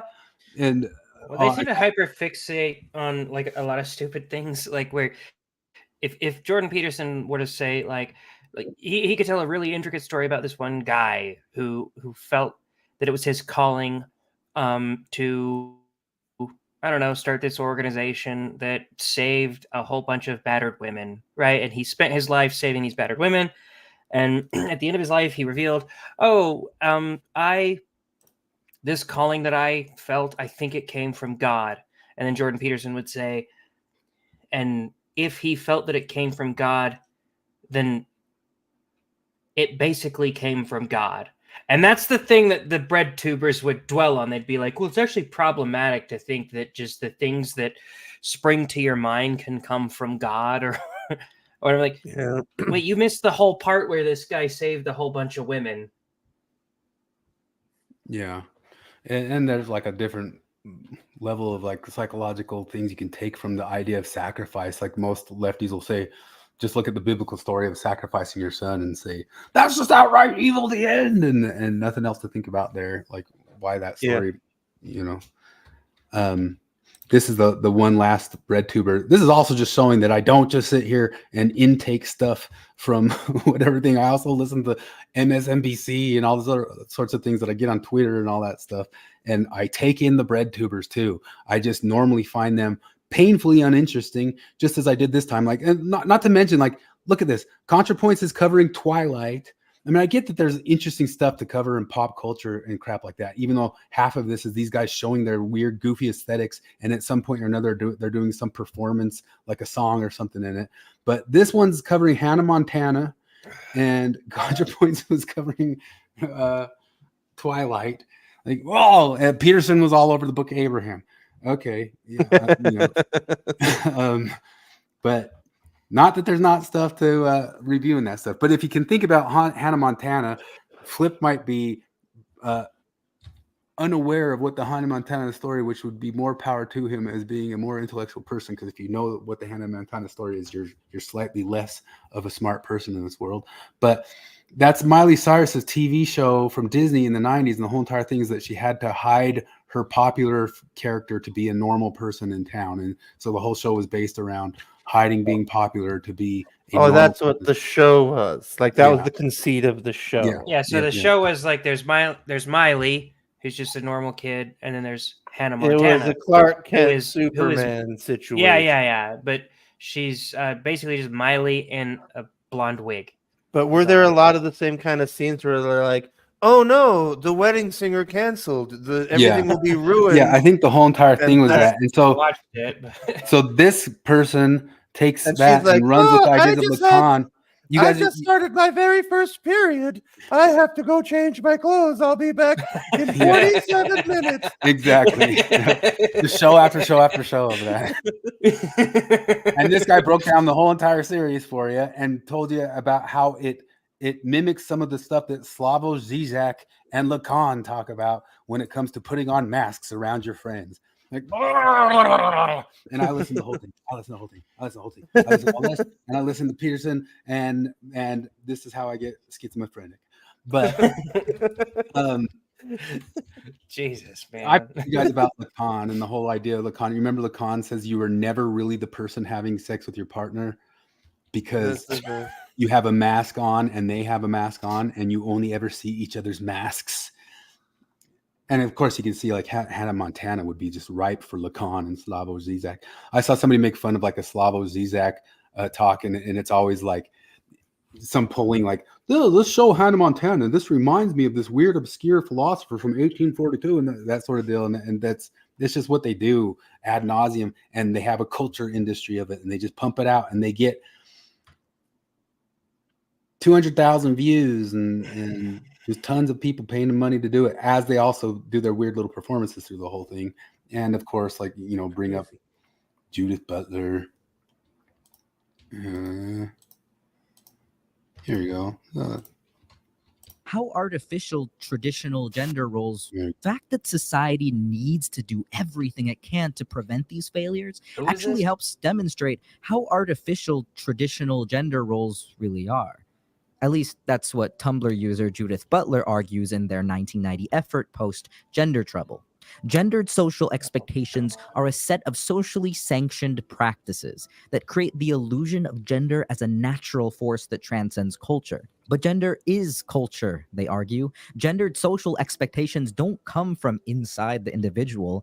The gendered individual is created through systems. How much time did it take just to set up the I know that lighting and and shit. But it's all just the same crap over and over and over again, except that I'm going to do it to Hannah Montana and she's going to do it to Twilight. And which left tuber or which bread tuber is this? I don't. This is that one we pulled him up before. Oh. It's Alexander Otto, but it's like called the queer. Like every single thing he like reads like queerness into like gay. How Luca is actually gay, but most of it's stuff like how things you. This is my analysis of Teen Titans Go and how Robin and Starfire are actually a queer-coded relationship. Yeah, anything that was like coded as monster or coded as hidden in any sort of movie in any sort of time, like these two must have been gay for sure. The Community, Troy and Abed were for sure gay. And they're just doing like an entire series review of how those two are for sure gay. It's just like anything, like you can read gayness and queer messaging into anything, even if we've got the whole Sweet Baby Inc. thing going on right now, where we know now that overtly these different cultural readers were being implanted in, and it was the same people. It was the same people all along. It was what's her name? The Feminist Frequencies. Anita Sarkeesian? Yeah, it was Arnita Sarkeesian and gang the whole time, all the way down. It's the same group.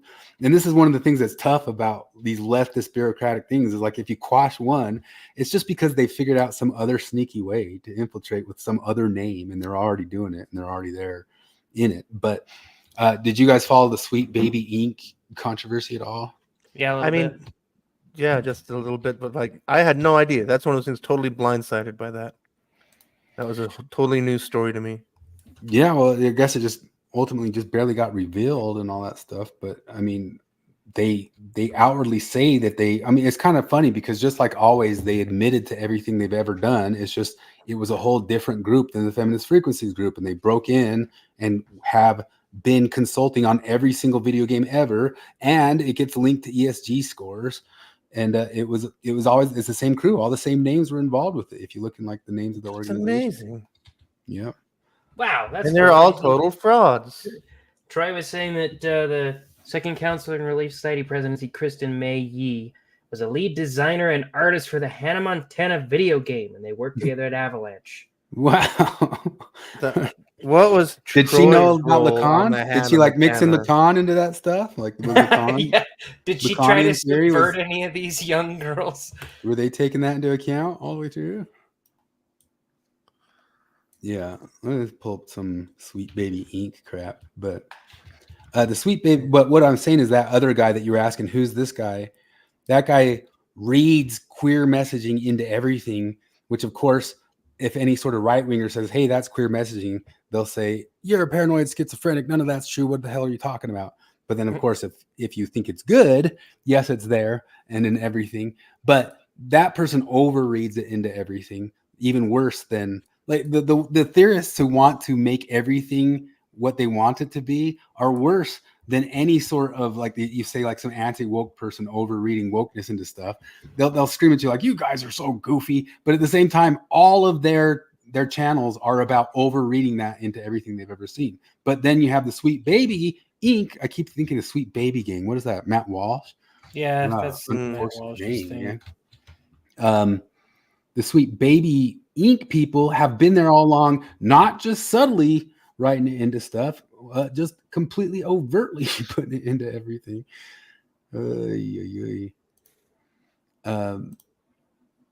Sorry, this has all been a tangent right now. Ooh. That we decide how we're going to sell the art that we make and how we're going to approach the audiences that we make it for. Because I think so often when people like us get told, from higher ups or from society at large, this isn't what players want, it's not a conversation about content. It's a conversation about demographics. And I think that in our industry and in so many creative industries, if you want to look at film and television and any art form, we start treating our core demographics as a fixed and static value, something that does not want to change and something that is locked in place. So despite like the changing face of audiences, despite the changing face of conferences like this one, we still look at our core demographics and say, okay, they're white, cis, hetero males. And we cater almost exclusively to them. And the problem is that we don't just cater to them like, here's something that we think you'll enjoy. We cater to them the way that we cater to like a picky baby. We feed them the same thing that we know that they love, and we keep on feeding it. We're like, here you go. You love it. Eat this, eat this, eat this. And that's what they see. That's how they see the relationship between a corporation that makes an entertainment product and its customer is a mother feeding a child. Like, wow, like, geez, say the quiet part out loud. Yeah, like, and you think that's literally like you think the customer is a dumb little kid, and it's your job to mold that child correctly. No, you make video games, dipshit. Like, actually, you don't even make video games. Yeah, you infiltrate half-made video games and say you better do this or you're going to get, you're going to lose ESG money. Like you get what's the blackmailed into it. I do not want this, and we've actually done this so long that one of the things that like kind of blew up with this is that the Lotus Eaters covered it, and one of the things they talked about, it's called Gamergate 2, and the reason it's Gamergate 2 is because all the same Gamergate crap was going on with it, and it was all the same people. It's just they snuck in a different way, and they'll sneak in again. But one of the whole things with all of it is that I forgot what I was going to say. I lost my train of thought. Sounds like it's time for Troy to come out of YouTube retirement. Yeah. What we're doing is creating an entire nation of picky babies, and they make us scared to deviate from what we actually want to do. Oh, but one of the things that happened with Gamergate is that all across Twitter, the normies noticed. You know what I mean? So you have all these other people saying, "Hey, there's crap weaved into all this stuff," and you always have these normies going, "Oh, I didn't notice it. I didn't see that." But when this thing popped out, all the normies came out of the woodworks and said, "What's this? ESG scores? Huh? What?" And then you had even different, like, kind of lefty people saying, "Okay, they've admitted that they were infiltrating their ideas into games. Okay, like there was admittance in this." Do just in case these picky babies don't want to play our games. And we've made a lot of progress. Obviously, like, I don't say this to completely go like, just give up. We've screwed it. Could you please just give up? I want to do better. Why do you got to do what you got to do? Would you give up? I want to do better than this. Take the black pill. I mean, things like just imagine if like it was like the inverse version, and like we got paid $86,000 a piece to go run through the Twilight script before they made that movie, just to fix it for the patriarchal audience, whatever. Like because it really is. It's like it's so weird. It's like calling up the church and saying, "Will you look at my script?" 100%. Like it's but you have it the reverse. It's the church coming in and saying, "We must look at your script, and we've got to write something." Like you don't have. That's right, though. Yeah, because the ESG thing, that's basically what that is. Mm-hmm. Oh, by the way, earlier when you're talking about Reformed Christianity, they basically Calvinist. So they are Calvinist. it's the whole like. I mean, this is one of those things where like no matter what I say, somebody will be like, "Well, no, that's not right." But like the mainstream of like evangelical style Christianity in America is mostly Reformed theology, which is basically Calvinism. Like those guys, that Stu Epperson guy, the guy that I hung out with back 10 years ago. Yeah. Like those guys are all Reformed theology. Their channel is all Reformed theology. That guy was woke before even wokeness. He was like woke Christian first. Well, I don't know. Sort I of, mean, I wasn't think he? he's a radio. No, he was radio Christian. No, not that. No, I'm pastor. thinking of the dude who You're thinking of that. No, meet that's with a nice guy. downtown. Yeah. No, I mean the radio, the guy that was the Christian radio guy. Remember when? That's a story we've told before, but it's still one of the most amazing events in my life. Was when Chris Hanna shamed a whole bunch of evangelical Christians into saying a quick makeup prayer for President Obama. It was the most amazing thing. But yeah, those guys are all Reformed theology. It's all tulip. I bet you that Risto could fill us in on tulip and all that stuff. But Reformed is basically synonymous with Calvinism. Oh, well, there you go. Yeah. Yeah, well, the Calvinism stuff that I don't get is just like how it is all kind of ultimately predeterminism. Like they don't even have to like be evangelical very much because it's all preset anyway, but they sort of are, but I don't know what.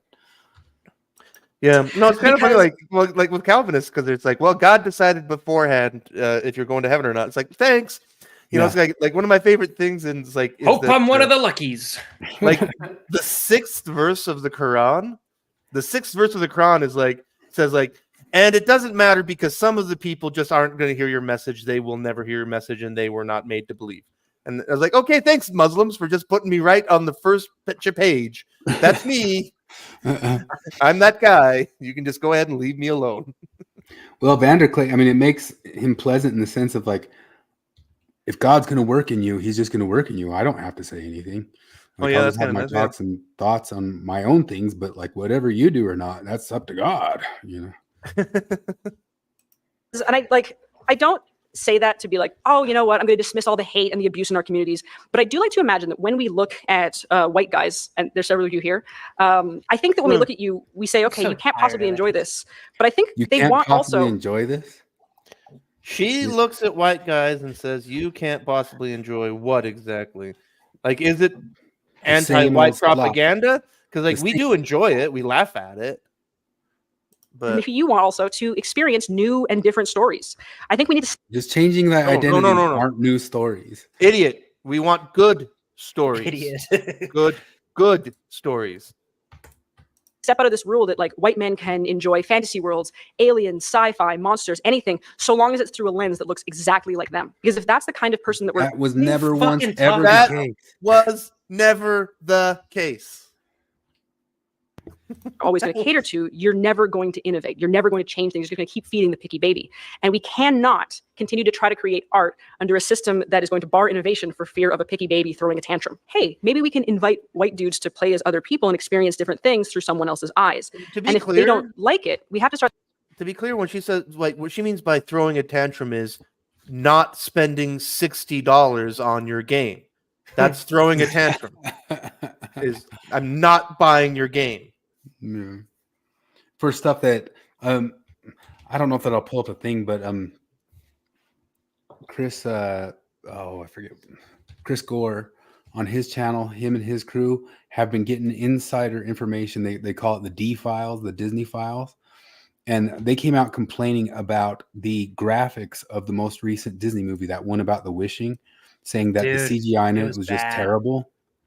And they started getting a bunch of insider messaging from the Disney people, and they've been reporting on it, that a bunch of the different people inside of the organization who work as animators said that the DEI stuff was tearing down the animation team. They got rid of certain people, and then they brought in some newbie hires just from like Tumblr, and the newbie Tumblrs, they didn't want any sort of mentoring from the older guys, no mentoring because that's patriarchy type stuff, and that the animation team's just going to hell because of DEI policies. And they've got a bunch of different, it's called the D files, and you can find it on Film Threat, and they're putting out all the different emails they're getting from insider Disney animators about the crap products that are coming out now thanks to DEI stuff. No, if you want to know why people don't like these stories, honestly, it's I always try to explain this to people. This is the Peterson phenomenon. This is why people like him and resonate with him, is because we learn through narrative a lot better than we learn through just logic and words, right? Yeah. Like we can understand. There's about a million things right now that I understand sort of subconsciously that I don't understand consciously, and the bridge between that gap is articulation and narrative. And that's sort of a thing that Peterson hits on, is that he takes these biblical stories and he explains the narrative behind them, and he explains like the archetypes, why they came from where they came from, why they seem to resonate with humans. And like I had a coworker giving me shit before I left to go to that Peterson thing. Like, why do you listen to him? He just says the most obvious bullshit in the most intellectual way. And I was like, yeah, so like his message or things like be honest or at least don't lie. And he's like, yeah, why would you need to know that? And I was like, everybody needs to know that. And the reason we need to know that is because none of us are all that honest. We haven't actually figured out that honesty is a virtue. Like we consciously claim that we know that, but we clearly don't know that. And he tells us in stories and narration, like why it makes sense to be honest and why it speaks to the human spirit and shit like that. And these games just like, I don't know how to explain it to them. Like, why are white men hating these games? It's not because they're not. It's not because of the color of the skin of the person. It's not. I mean, fucking Banjo-Kazooie was one of my favorite games as a kid. He's a bear with a bird in his backpack. Like, I don't have anything physically related. He was coded white. He was coded white. Yeah, I guess he was coded white or something like that.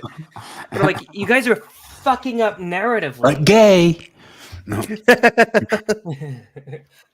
No. Yeah, I agree with that totally. And one of the good things about Peterson, people always say it's simple stuff. Maybe it might bore some people who don't need simple stuff re-articulated, but it seems like most of society needs it re-articulated. This chick needs it re-articulated, just like with Roger Scruton, this guy who's a philosopher of beauty.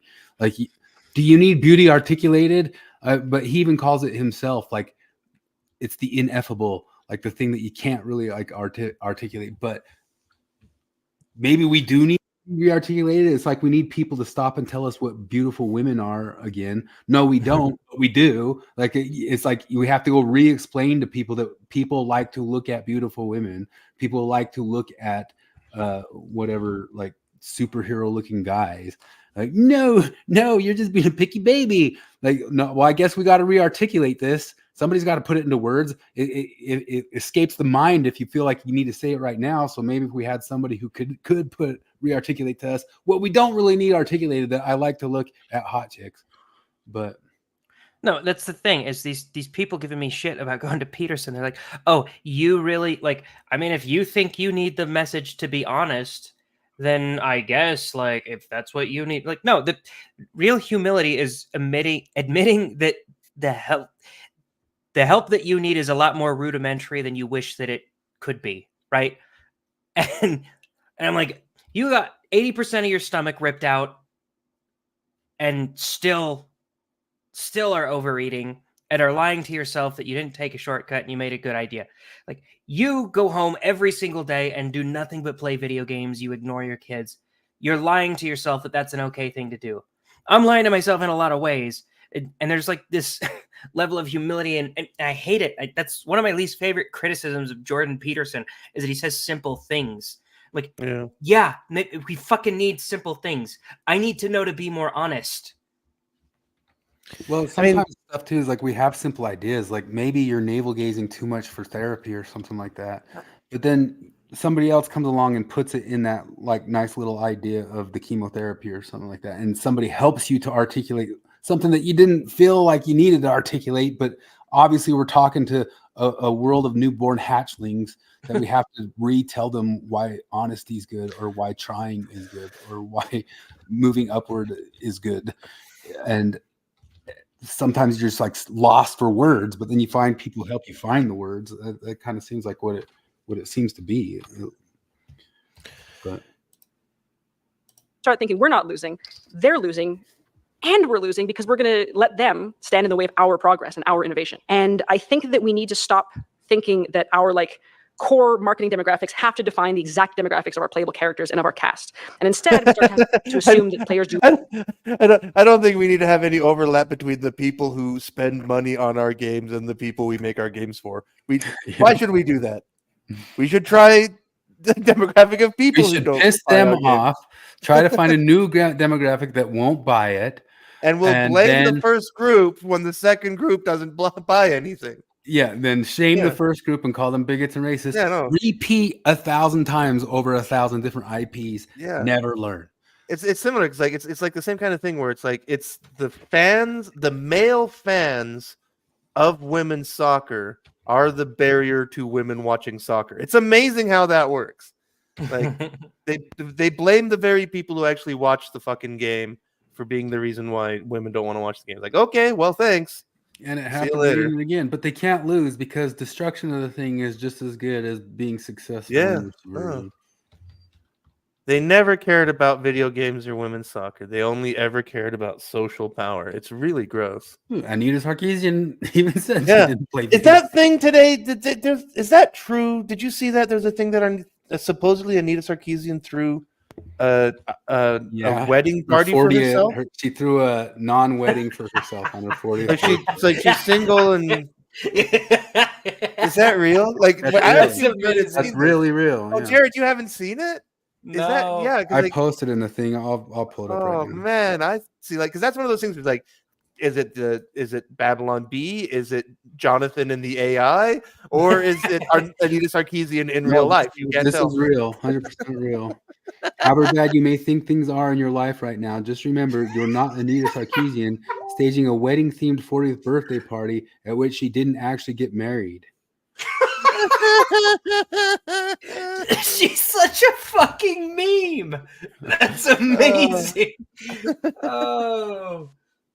And she's made a killing doing all that stuff for 10 years now. Gamergate 1, here's Gamergate 2. And it turned out this video, I'm not going to play it, but go to this Endymion. He goes into, that one dude who I think it was H Bomber guy and some other people talked into killing himself because he was like a lefty guy, and then they like talked about him in this Gamergate stuff, and he ended up killing himself. Jeez. That guy's sister is one of the persons who runs this whole Sweet Baby organization is that guy's sister.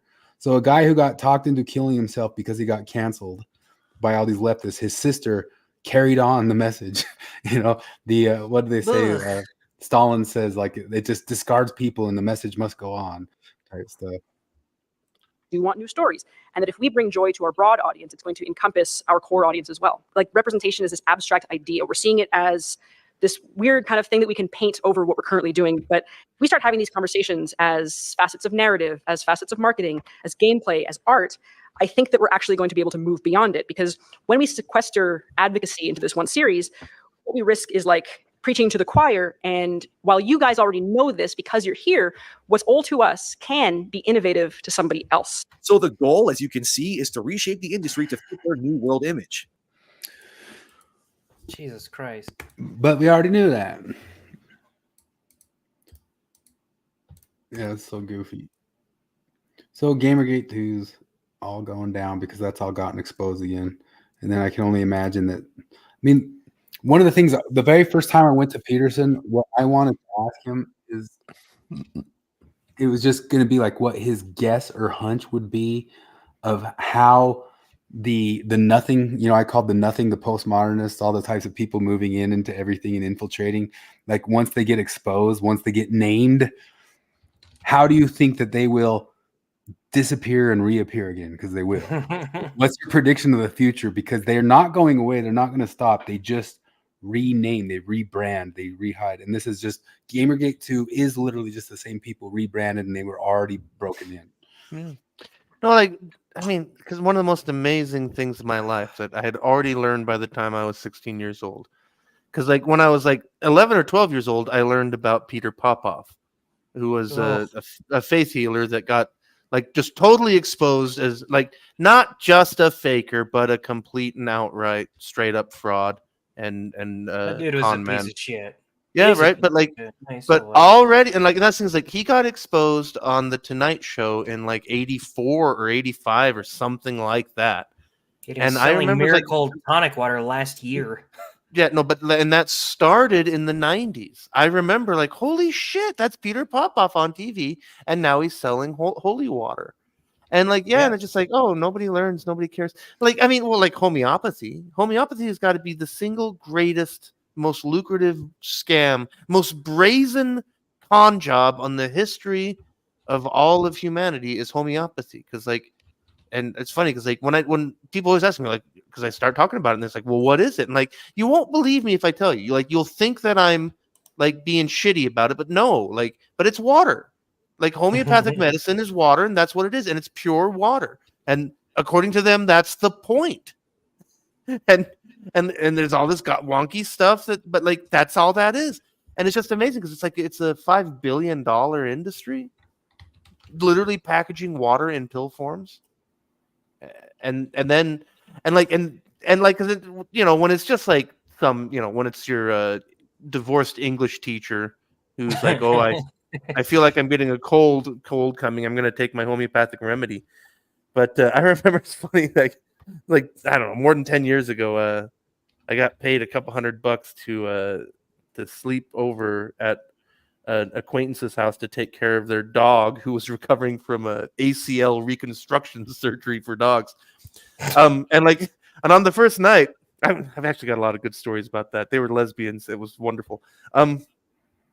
But like on the first night, she's like running me through all the things that the dog needs. It's a big, beautiful, like rambunctious dog that like, and part of my job is to keep the dog calm because the dog was recovering from ACL surgery.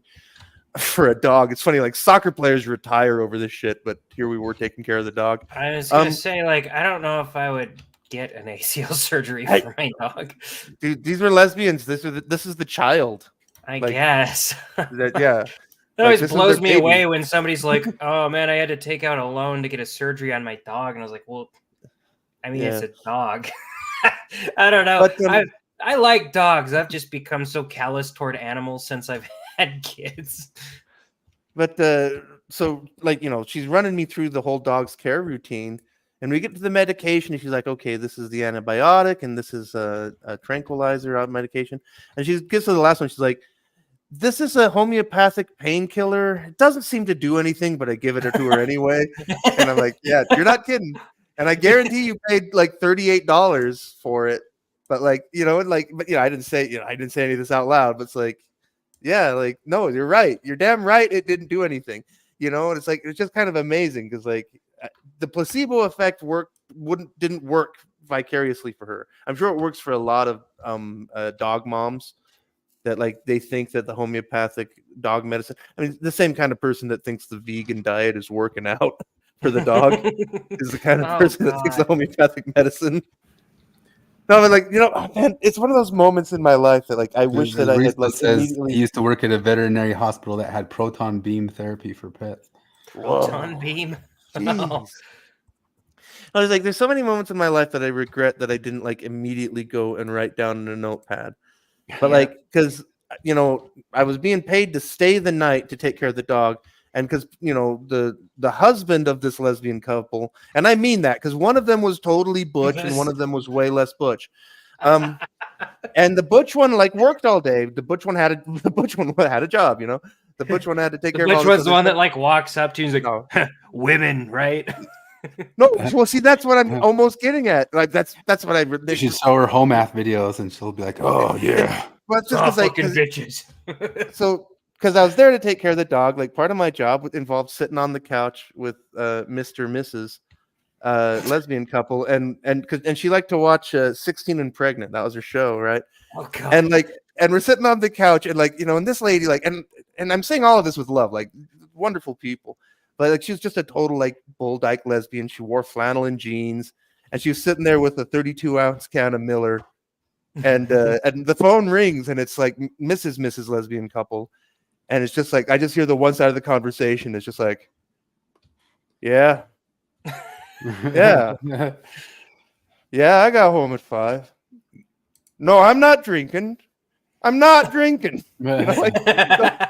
just like, Yeah, no, the dog got the, and the whole, it's just as stereotypical as it be. And I didn't know them well enough at the time. I wanted to just be like, when she hung up, be like, women. And I know now that I could have said that because she would have gotten it. And it's like, it really was fun because I got this little window into it. It was like, it was really amazing to see that dynamic play out like that because it really was just stereotypical where it's just like, the Mrs. was just completely neurotic and obsessive and worried. And like Mr. Mrs. was just like, it's fine. Like, I'm here in the day. We hired the guy. Like, fucking don't worry about it. I was just really watching the Curb Your Enthusiasm episodes where the lesbian couple, one looks like the butch and one looks like the bride, and they're getting married, and the butch one's going to be the bride, and the bride one's going to be the butch. And Larry says, I think that was the bride, and that was the butch. And they end up getting a big fight, and the wedding's all off for it because the person who's butch is like, yeah, I think I'm the groom. I think I'm the groom. And they end up in a big fight about it. But I've said for a long time, I'd be far more likely to believe all these binary or non-binary or trans people if they were just sitting right here next to us in this podcast being like, what are they trying to put on us here with these sweet baby bullshit things? I just want my hot chicks and shit. Instead, they're making these other bread tube videos about, yeah, I think penetration can also be yin yang, and there's a sex side and the penetration side and the good side, and you got to look inside your soul. I'm like, you're not dude. You're not dude. You can pretend you're a dude, but dudes don't talk like that. Well, I guess nowadays some do. Dan McClellan do. And that's another guy that I wish I'd written down more. But did you remember? I can't say his name. There's a guy, I had a friend of a friend who was the most closeted, most gayest guy ever, and he was like sitcom level closeted and unself-aware. And because I remember we were bowling, and it was just a bunch of guys who were like mid-20s bowling, drinking beer, and the thing is we were like college kids, whatever, and we were nerds, and we were talking about like Star Trek and stuff, and the totally closeted I'm totally not gay kid just interjects with, "Do you think girls like it better in the pussy or in the ass?" And we all just went like, what?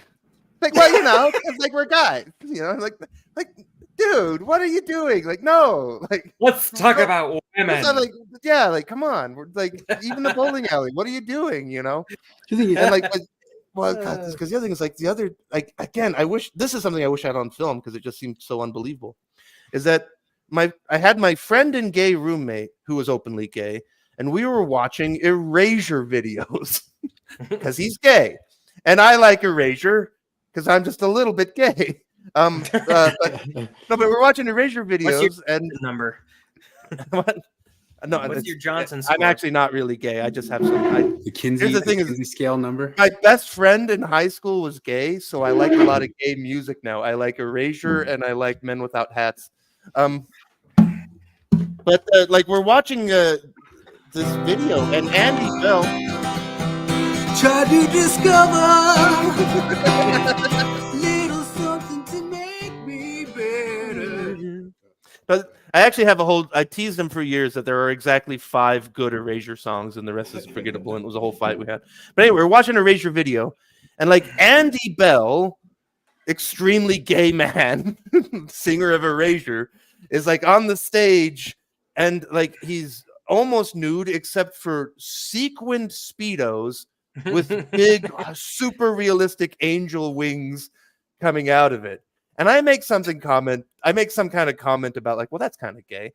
And the totally not gay guy goes what's gay about that? And just totally sincere because he's totally autistic. And and we both turn around I'm straight and the gay guy's gay, and we're both no, that's gay.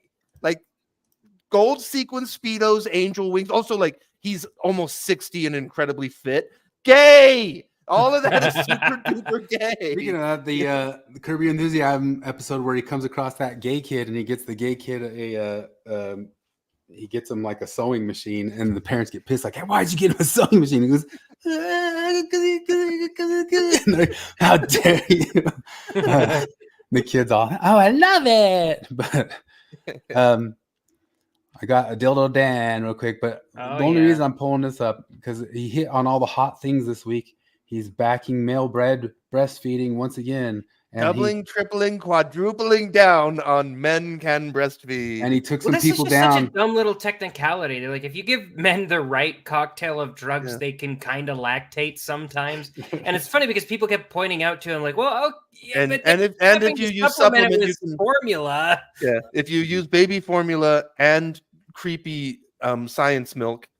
And he Yeah, pulled up like a if science Flip proof. came over to my house and supplemented with like food, he could suck on my tit and get all of the nutrients that he needed.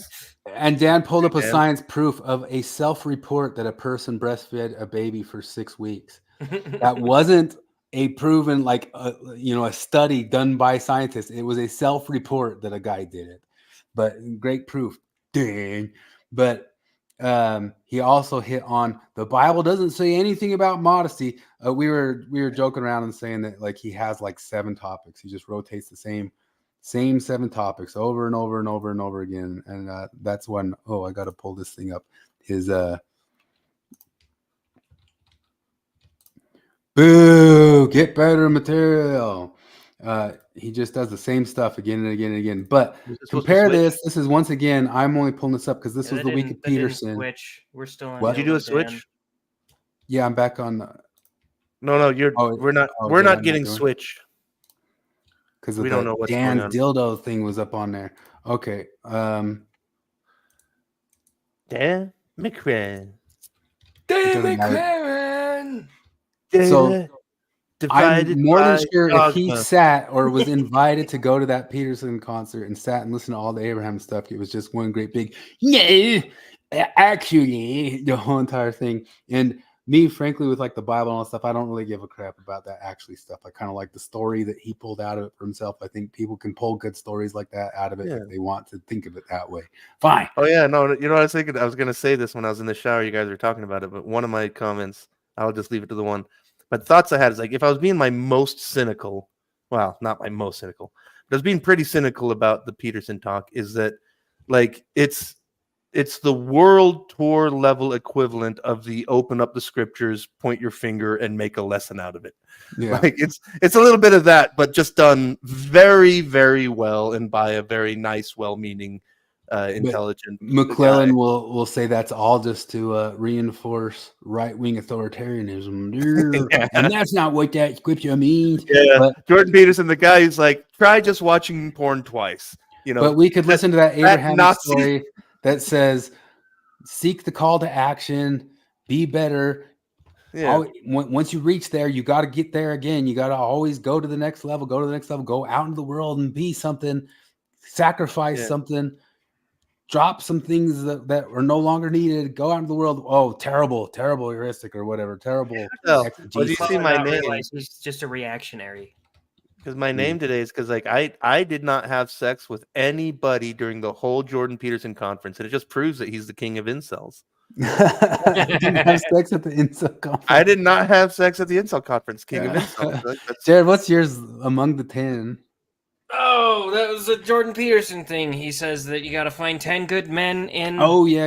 In like Lot was tasked with finding 10 good men in Sodom and Gomorrah. Oh yeah, he's tasked with finding 50. He said, "What does that mean for you?" And that means that you got to be among the 10.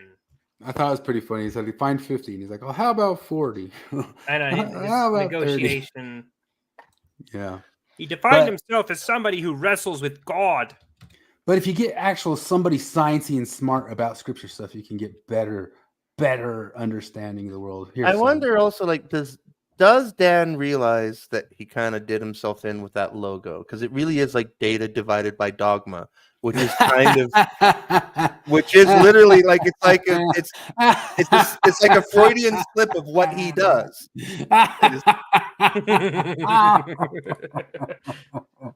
Oh, that's so good.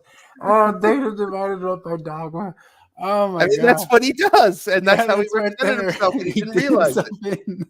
Oh, you yet? Okay. Years later, of course, when the end of the world doesn't come and the second coming hasn't come, people are reading Jesus's words about self-denial and make yourself eunuch, and they're interpreting them in more ascetic ways. But I don't think very much about Jesus really was ascetic. He talks about denying yourself, but it's all in this sort of whole thing about power and glory, and he's saying don't try to push yourself up and be arrogant and the Roman male, the alpha male. Don't be like that. Just be self-effacing, compassionate, look after other people, put other people first. I feel like you've just contradicted an entire side of Christian social media right now. Like alpha male is what much of the social media is demanding, is what Jesus wanted everyone to be. Like that. Well, it's not in the versions I'm reading. I don't think. Yeah. I mean, well, why would an alpha male say, deny yourself, be a servant, make? Are you an idiot? We're talking about the Bible. There are elements. What do you think King David is all about? You doink. Like he's the greatest male hero of the Bible, and the whole big part of it is the whole lesson he had to be humble, and he had to learn how to obey God, and he couldn't be a tyrant. And he learned the dirty lessons of tyranny. Like, we're supposed to be talking about the Bible. And you think that, there's somewhere where Jesus is like, the fucking Romans, the Roman alpha male. Don't be a Roman alpha. That's not in there. Jeez, it's so wonky. Should be an alpha male. He's the son of God, after all. But, it's that's precisely... pretty alpha. But it's because he's, the ultimate alpha that he can say, don't be like that. He's the alpha and omega male. Yeah.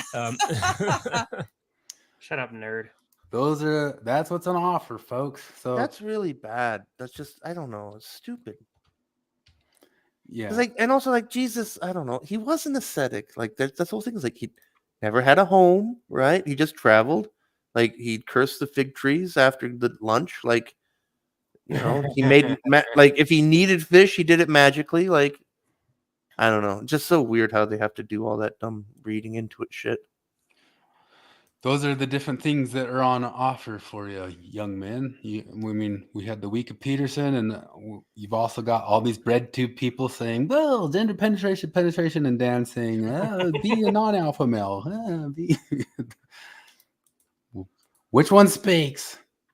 But obviously, we know which one speaks to Joel McHale, I guess. Do you see my share screen? This ties into some stuff we were talking about earlier with the gamer lady and everything. This story is fun. So, mayoral candidate and bar owner is banning Zionists. And has he got the actual? Where's the actual list? But damn it, where is it? I thought the story was in here. But he says he's buying. Where's the K? Is it still sharing this Instagram tab? Rio or something. I thought it was in the story. There we go. Sorry to break it. Oh no, here. Damn it. Everything's broken down. I swear I had this all queued up. But it's this whole list, and he's like, we're all of these people aren't involved here, and it's basically all political / ethnic categories. And it's naked discrimination, it's political discrimination, it's religious discrimination. And it's just amazing because he's got this whole thing where about this isn't hate speech. Damn it, I'm doing a very bad job of this. I thought I had it all lined up. But this is all going down right now. Now, I think under the law, this is discrimination. He's probably in trouble. I don't want the guy's life ruined, but this shouldn't be allowed. But there we go. Zionism is hate speech. It is white supremacy, and it has nothing to do with the beautiful Jewish faith. We therefore stand firm with the people of Gaza and humanity. We dream of a free and prosperous Palestine. It's like, okay, well, I got news for you. That's what the Israelis dream of. But there's something else in here where it says, damn it, there's a whole thing where it's this isn't hate speech, where one of the things they said is, because we're human, the following kinds of people aren't allowed here. And I wish I don't know where that is. I'm sure somebody could find it if you look this up. But literally, it's because we're human, is one of the things they say. And then these kinds of people aren't allowed here. And it's how much, the lack of self-awareness. You are literally dehumanizing. It's Republicans, homophobes, transphobes, like all this stuff you say. And I know that you mean like anybody that voted Republican is on this list. Like I know that that's how you feel. And it's just utterly bonkers. Not least of which is that like you're trying to run a business. But yeah, there we go. Nazi, Zionists, racists, transphobes, homophobes, sexists, and white supremacists are not allowed in the bar. Let's see if I can find that one. No, this is all. Yeah, no Nazis, no Zionists, no racists, no transphobes, no homophobes, no sexists, and no white supremacists. Now, this is hilarious because, like, this is a bar in downtown Salt Lake City. Like, because there are legitimately white supremacists, sexists, homophobes, transphobes, racists, and Nazis in the world. They're mostly in Jared's neighborhood. Hey, that's northern Idaho, okay? Oh, sorry, that's right. That's the panhandle. You're eastern Idaho. I forget you're the good Idaho. I'm no, but like potato downtown Idaho. like the idea that like and also you run like an overpriced hipster fucking cider bar. I goddamn guarantee the skinhead contingency is not like part of your fucking clientele. You know what are though is like a lot of people that aren't far leftist blue church maniacs. Like some of these people might, think that like Israel, it's like it's okay for Jews to live in Israel. Like some people might have that idea. You label those people as Zionists, and now they're not in your bar. Like I made the joke in our group that like we should all go down to the bar, order a drink, and just say, I think Jews should be allowed to live in peace in Jerusalem. And then we get free drink. Like everybody gets a free drink. Go in, order a drink, say something completely uncontroversial about the right for Jewish people to exist in Palestine, and you get a free drink at this bar now. That should be the thing. But yeah, I don't know. It's just amazing to me. Like to Salt Lake City, like we're supposed to be like the reddest state on earth. Like I keep trying to tell people, like downtown Salt Lake City is not at all Mormon. Reddest state. We were of all the places that voted Trump on Super Tuesday, we were the closest one to going 50-50. I don't know. Like in my immediate life of friends and coworkers, like the most conservative person I can think of that I've worked with in the last 3 years is a guy from Louisiana, and he's hilarious because he's super duper gay, and he's like in his 50s. He's a veteran. He's a vet, like he's an Iraq war vet, did like combat tours, and he's gay, but he's got the I was Christian wife and kids family, but now he like travels around in a van and is the twink master, and he voted for Trump. And it was just funny because like at work, like he was the most conservative guy at work, but yeah, so that's as conservative literally as it's gotten in my immediate life. Is an extremely gay guy who just is not, he sees through the blue church bullshit. Like he's like in every single way that like a backwoods Louisiana redneck is about everything in their life. That's how he is about being gay, right? Does that make sense? I think you know what I mean. Like yeah, where he's like, no, this is just part of me. Like this isn't a political thing. Go to hell. Like I just like dick. So do you want to see Kara pull off one that we thought was... Oh yeah, Kara did a joke. Congratulations, okay, I heard you guys Kara. talking about that, and I'm skeptical, but after 10 years as a comedian, Kara finally did a joke. You didn't watch it yet, Jared? So it's not very long, so that's just the first screen. I have some notes. I have some notes, but this is an actual... Ex-Mormons enjoying their marriage. I'm going to hit play. Singers also want them to enjoy their marriage. Why are you laughing? Yeah. Okay, that was pretty good. No, seriously, like genuinely, that was an act. That was funny. It was constructed. It's relevant. Usually, her jokes are like they last too long and they over-explain themselves. And yeah, my only note about that is this article I sent you. I think they could have held on the last shot like just 2 frames longer, maybe. Yeah, but I guess that's part of the internet thing. I'm an old fuddy-duddy, and so I like Kubrick. And so you can hold on that shot for just 2 more frames. Oh yes, I did read this. This is My birthday Oh. gangbang. Imagine being so. I love that she course starts this Jared off. Wait, read wait, this. you gotta look. She starts it off with a fucking Nelson Mandela quote. I learned that courage was not the absence of fear, but the triumph over it. The brave man is not he who does not feel afraid, but he who conquers that fear. Anyway, this is where I got fucked by 17 guys on my birthday, and I think it's Al funny. came So on I my watched face. her. Nelson Mandela was in prison for 25 years for saying racism is bad. And watched you her voluntarily invited strangers to fuck you in an endless line. We were talking about this earlier, and like Morgan just like her brain broke, and she's like, "Why the fuck would you brag about being a slut?" Because they do it like actually explicitly.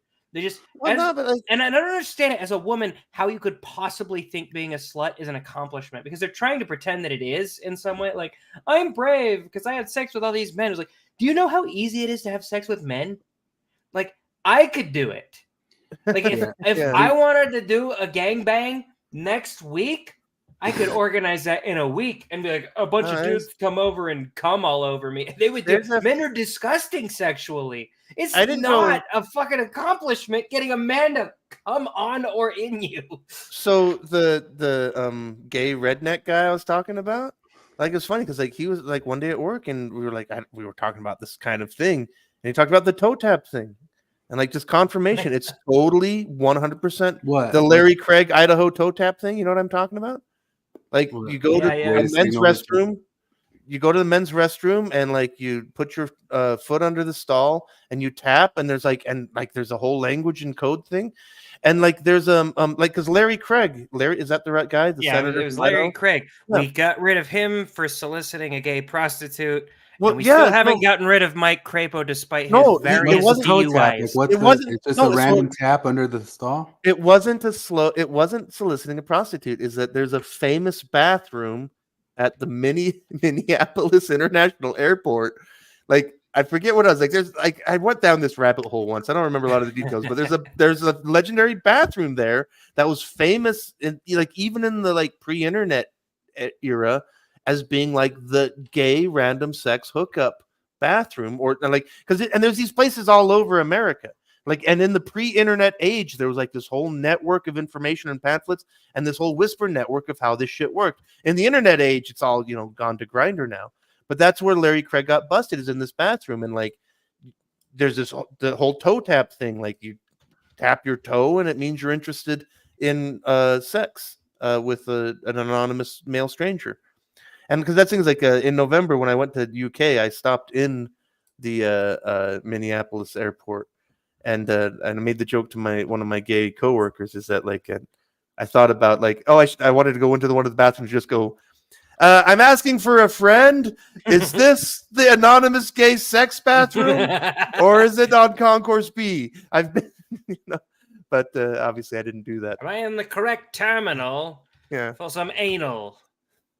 But no, there's a whole thing like somebody should look up the Scott Thompson "This Is Not Happening" bit because that's about gay bathhouses. Because gay bathhouses, that's a whole other thing. No, like it's kind of fascinating. Like the gay subculture. This is one thing that like even as an entirely straight guy, part of what annoys me about the whole queer activism thing, in particular. But just also in general, is that like, I mean, there's trade-offs and everything, and I don't want to go back to how it was, but like the gay culture is losing so much from being mainstreamed. I mean, it's becoming mainstreamed and it's lame. Like that's like gay culture used to be extremely cool because like there was always a time that gay culture was anything but mainstream. Even when gays were in the mainstream, gay culture was always kind of this other thing. And like when it's mainstreamed, it's just fucking lame like everything else, Like, but like, and I remember 15 years ago having this conversation with my gay friend and everything I thought then has only been exacerbated. But I remember saying then, like just looking around at in my life and what I saw of gay people and gay peers and in Utah and Mormonism and everywhere else, is that like for gay men there was two basic categories they fell into, and one was the bitter, angry, like just woe is me and why is society doing this to me, and then the other is I think like the archetype is in that Simpsons episode with the just be nice. Be nice. Yeah, the be nice. Like that, and like there's a whole bunch of there's like when you were growing up gay from like the 50s through the 80s, like you had to make a choice, like a Petersonian choice of like you could just be pissed off and say why the world won't accept me. They never will. Or you can just be like, you know what? You can do the John Waters thing and make pink flamingos for God's sake. But like, yeah, just like, I mean, no, don't go that far. But no, but like, because like the guy I was talking to was one of the second category of the guys who go like, you know what? The world is full of dickheads. I am gonna have fun, which is the be nice guy from The Simpsons. Like, oh, fine. Like you be mad. I'm gonna be gay. Like, and maybe that's where like the whole word gay turning into a euphemism for homosexual came from. Is like there were these people just like irrepressibly happy despite being legitimately oppressed, like, and nowadays where it's like, it's like South Park says, like, if you're an elementary school kid and you come out as gay, they just want to give you money. Like, like, it's just congratulations. Like, oh, we're so proud to have you as a gay kid, all that dumb shit. Like, no, like there's a real loss, I think, that like, yeah, like when gay culture, like when gays had to struggle and were genuinely oppressed, it was way more fun. Like wine, there's the famous thing about part of what makes, like famously good wine. The grapes have to struggle because they develop character, and like, yeah, the new crop of gays, they're just the barefoot Moscato of society, which is gross. So this IAEA person, did you see this chart in here? What is this? You say it's easy to get guys to have sex. Look at this actual chart here. Yeah. 1,604 responded to the survey. 828 failed auto filter. 776 passed auto filter. 328 failed manual filter. 448 passed manual filter. 197 we didn't contact. 251 we contacted. 143 didn't respond. 83 did the interview. 21 were rejected. 87 got invited. 31 didn't get the ticket. 56 got a ticket. 13 canceled. 43 did STI tests. 1 didn't show. 42 showed up. 5 didn't bang IAEA. 37 penetrated IAEA. 17 came in IAEA. 5 came in a fluffer. 15 didn't come. Science. Just somebody send this to Dildo Dan with no comment. This is one of the reasons that like so somebody was I hear this guy talking about how like, oh, the gays are so gross because like they all got you can tell how gross they are because they all got infested with AIDS in the 90s or whatever. I'm like, okay, but let's not pretend that we're better than them, because if it were as easy for you to fuck a woman as it is for a gay dude to fuck a man, you would be just as filthy and degenerate and fucking indiscriminately, especially if it was impossible to get her pregnant. Yeah. So I watched her have a debate on Benjamin Boyce's channel. This is her on Benjamin Boyce's channel debating with Megan Murphy, who I showed earlier. Megan Murphy and a couple of her friends who were doubtful about therapy. Megan Murphy, as a TERF, is very against pornography and prostitution. There's a bunch of TERFs who are very anti-porn, anti-prostitution. IA is sex very negative.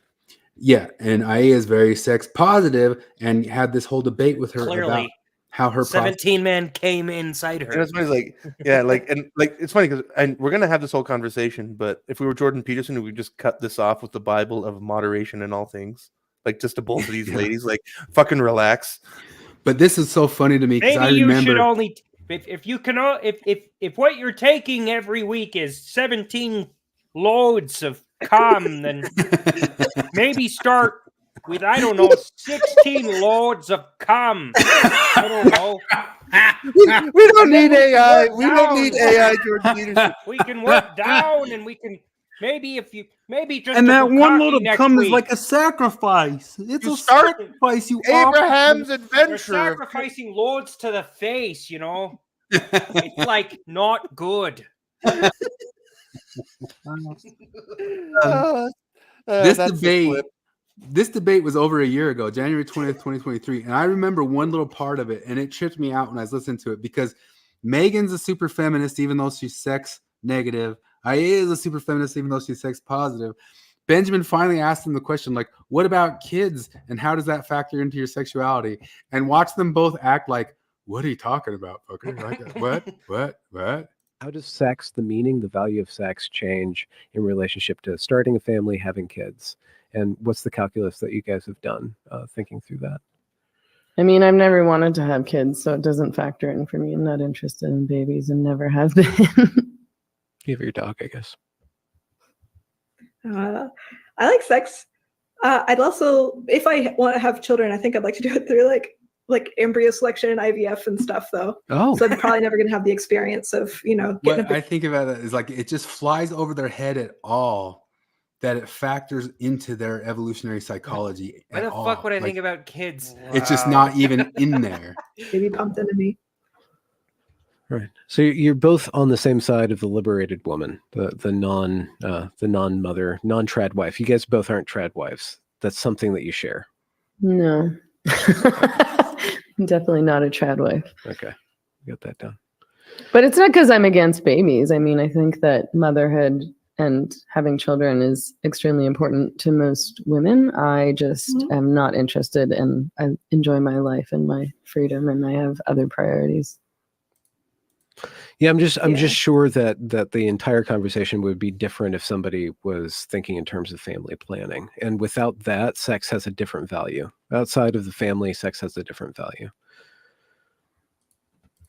Probably. Confused by the children thing. Like you just have sex once to make a baby. It's like once out of a billion times. I mean, it's like one of the sexes creates a child. Probably. Yeah, but to what extent? They're just baffled by it. What do you mean? Like, what the fuck does reproduction have to do with sex? I have no idea what you're talking about. Like, that's not why sex is done, man.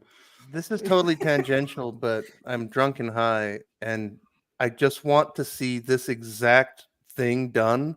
Only AI has replaced Benjamin Boyce with Dick Cavett. I don't know why, but I just want that. I want it to be Dick Cavett. That would be funny. For some reason. Hold on a second here. So check out this clip from the Whatever podcast. Let me see if I can.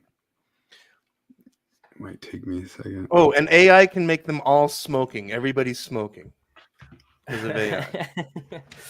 Yeah, that just blew my mind. I think they just keep going, and the way those girls act baffled, like their sexuality isn't kind of. What the fuck? How do you not know that your sexuality has some of that in there, no matter what? If you, you didn't think yourself outside of it. It's like bungee jumping. And like, okay, well, did you take gravity into account when you jumped off that bridge? What? Like, no, I'm just having fun with a bungee cord, man. Just jumping and It's stuff. just bungee I don't fun. know. Like, what the fuck does that have to do with gravity? I don't get what you're talking about babies here. That's a complete different subject. Like, so crazy. Oh God. Oh crap. Where's this? So check this out. Do I got Twitter on the screen? Yeah. You send them a video if you meet someone new, you're sexting. If you send them a video of your like prior sex tapes with other partners, they typically find that hot. Yeah. I've actually I don't know. I never- think at that point it's the watching together that's weird. Wait, Oh, yeah. sorry. The new upcoming boyfriend would be stoked on viewing, I had that happen. Yes. and you think most men would feel that way? Yep. Most men would be stoked on seeing videos Yes. of their soon-to-be girlfriend having sex with other men. Yeah, The last maybe person once I you talked to actually like start that. to get into a relationship, you won't like it. You win the whatever podcast. Okay, I don't think I'm saying anything that crazy. If you meet someone,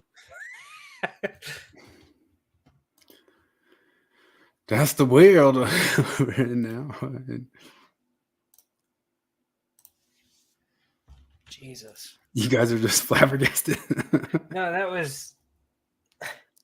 So here's the thing: if I'm sure they have success getting dudes to fuck them if they send a picture of them in like a porn or whatever, but that guy's not gonna stick around.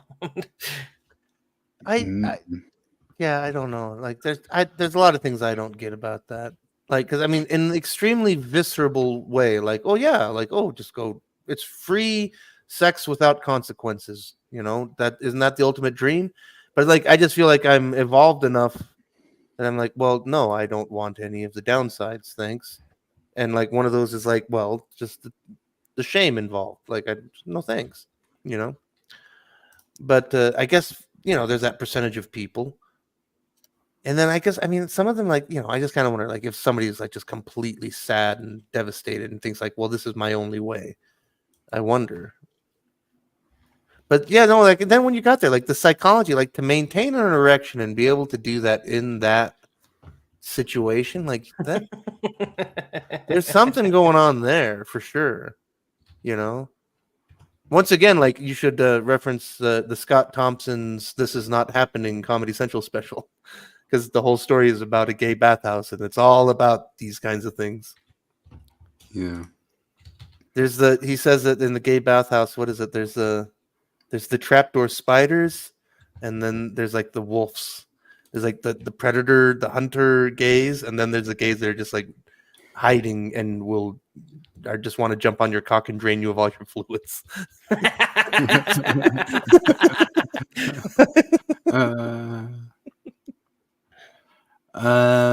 Pearl and Rachel Wilson had a video I shared with you guys where it talks about how it turns out women on average are more likely to be, according to data, more likely to be abusive to children than men on average in custody. I was just listening to a thing before we got on. What was it? Oh, that's right. It was that Dr. Grande. And he was talking about some case, and he was talking about some situation where a therapist had a couple record their fights. He's pretty reasonable, actually. He really is. But one of the things he talked about is that started listening to him.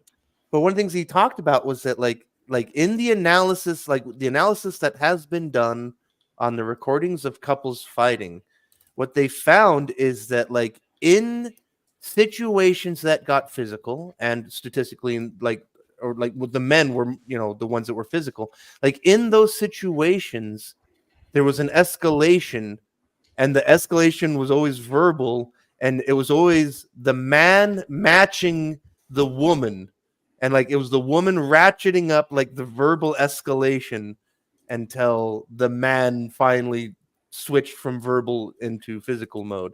Like, it was just interesting to hear him say, like, this is what the research showed, is like in more cases than not, like this was the case, is that like just this idea, because like in the feminism world, there's this idea that like female victims of domestic violence are just that, they're victims. They're just this completely just a cowering woman with this tyrant around there. It's like, no, the reality is that when men get physical more often than not, like the woman is also being aggressive. Like verbal aggression is a kind of aggression. I won't go so far as to call it violence. I won't say that things that aren't violence are violence, but like, sure, it's aggression. Yeah, like of course it is.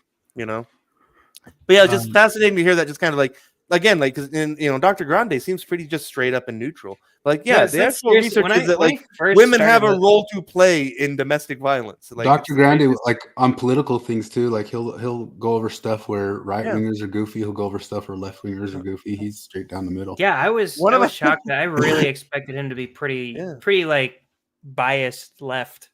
One of my favorite things is when he drops like the most like Ned Flanders-y dad jokes in that. Oh yeah, in that tone. And he's pretty good. Yeah, and they're infrequent enough that like they hit nicely. Yeah. This was a tweet that Aya put out. I was molested as a kid, and it was largely fine. Given proper context and support, I think having sex at 14 would also be fine. Tons of kids have sex at 14 anyway. Oh, Jesus Christ. Mary Harrington comments on from the article. Also, they had to hold me down at my birthday gangbang so I didn't kick or bite. Oh, Jesus Christ. I don't know whether to laugh or cry. Holy fuck. Yeah. Mary Harrington. He's Yeah. so Mary wonderful. Harrington is.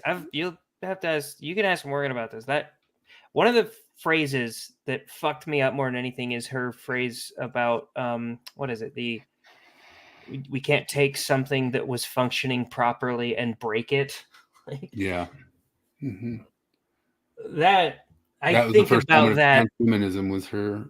Yeah, no, I was like, that's the perfect phrase and that's what I mean. That's kind of like going back, I guess that's what I meant by like, I feel like the bridge between the things you know consciously and things you know subconsciously is either narrative or just articulation. And that was just like the perfect combination of words to make that click for me. It was great.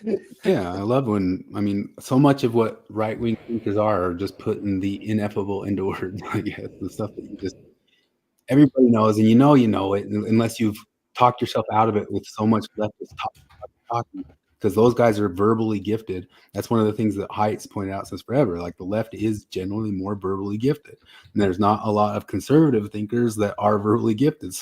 So you go and find them, and they put the stuff into words, and it's usually always just putting something very basic and just kind of putting out in a way that you can repeat it to somebody, because sometimes you feel like you got to scream at people like, what on earth are you talking about? Just are the most basic things, but you just need the words to do it. Turkish Islamic preacher says men without beards cause indecent thoughts in other men because they look like women. So that's why Jared grew his beard out. That's it.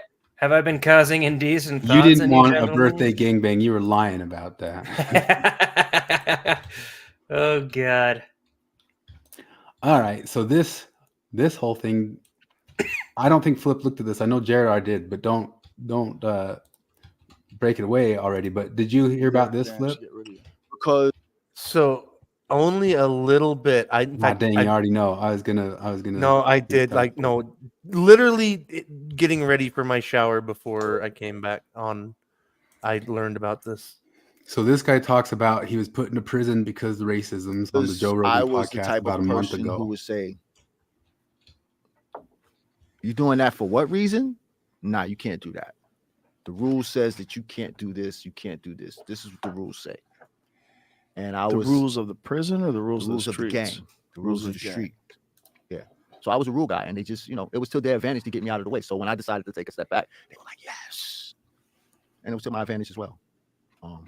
And this was in 2005. So there was no resistance. None. And at that time, this is where a lot of the what they call set tripping began. The organization began to implode on itself. The gang organization. The gang organization. There was a lot of infighting, sets against sets, and I was just always against that. And it was time for me to go, and I didn't care whatever the consequences was. I was fortunate that there weren't any consequences. But I don't know if this is the right clip, but in one of the clips, Rogan and him say, so the whole prison thing is because of racism, and nobody's talking about it. Yeah, it was, well, basically, he explains that what he explains is that he gave a dude drugs. The dude didn't have the money to pay him. And then the dude comes back and he sees that this guy and his girlfriend are wearing nice jewelry. So he's like, clearly he has the money to pay me back. So he pulls a gun on the guy and says, "I'm going to rob you." And he robs him. Some of the guys that were with him robbed the guy's girlfriend. And then one of the guys that were with him pistol whips the guy in the head. He has to get a couple stitches. And he was sentenced to 25 years in prison for that. And he's talking about how unfair that is because all he did was hit a guy on the head. And I'm sure there's a lot more to that story. I'm sure. I'm sure that wasn't his first offense. I'm sure that he probably did more than that. But at any rate, he held a guy at gunpoint, a man and a woman at gunpoint, assaulted the man, and stole shit from him. So you're going to get some jail time. Yeah, and so they say it must have been racism that he got those whole 25 years. And then a month after he was on Rogan, man who became champion of rehabilitation is charged with murder. And they found a severed head and a body in his apartment. Yep. 1 month later. Some That's so fucking crazy. I wonder if Dahmer like shit. Rogan will address it or not. That's pretty wild. Yeah. Did you know that the phrase per capita is a magical statistic that turns numbers into new numbers that fit the white supremacist narrative? Oh my god, you have to send me that.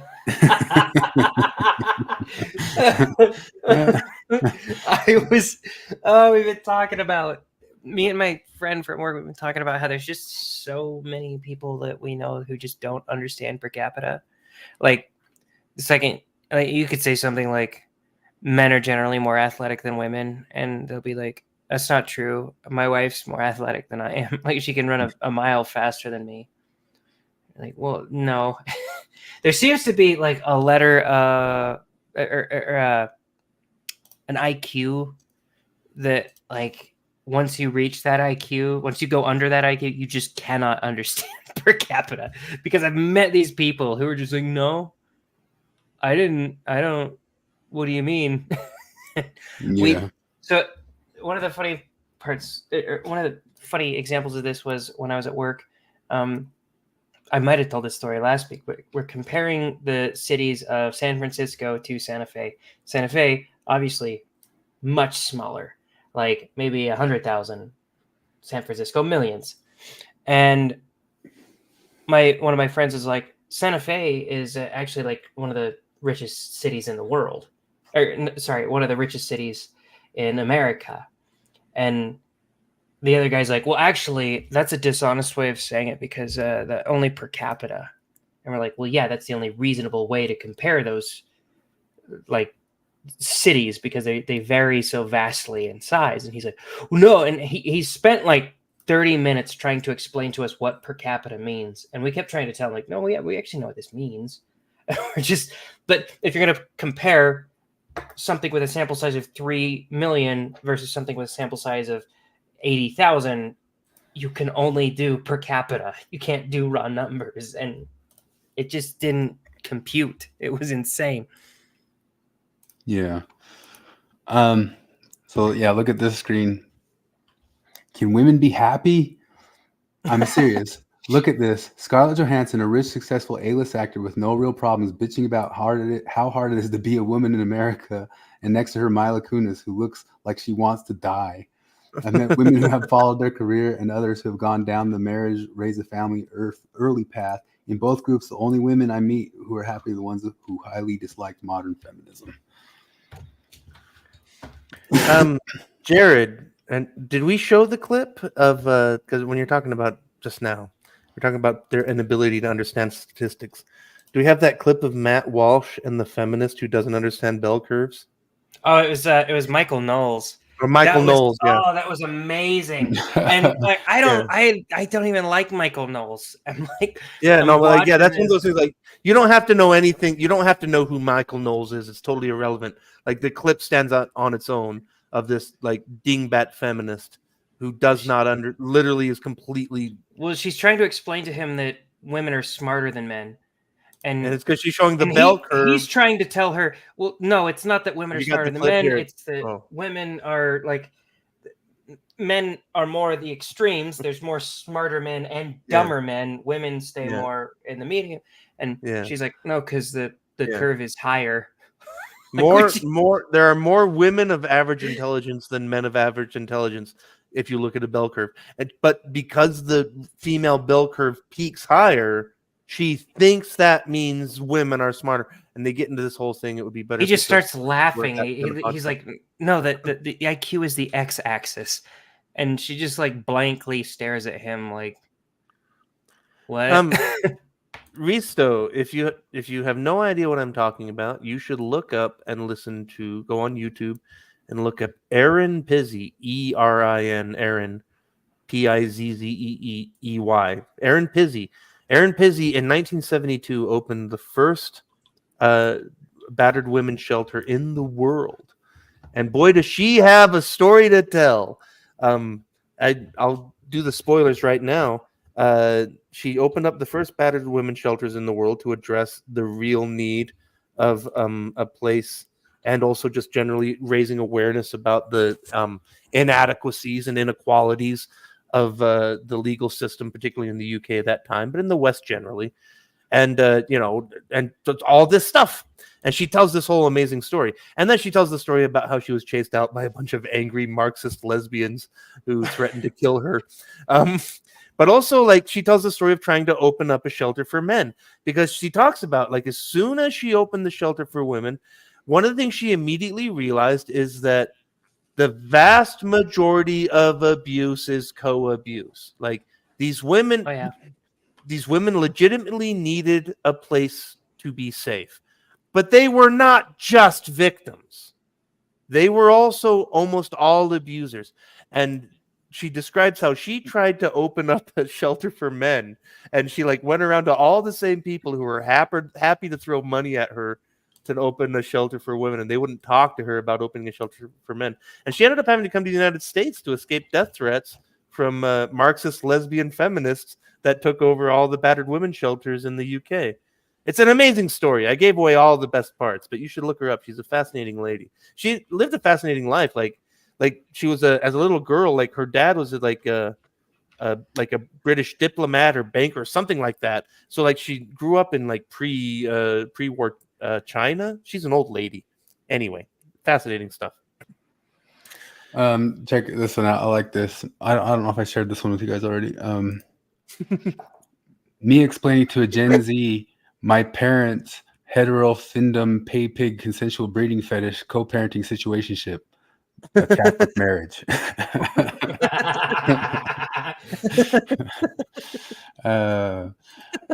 Do you want to see?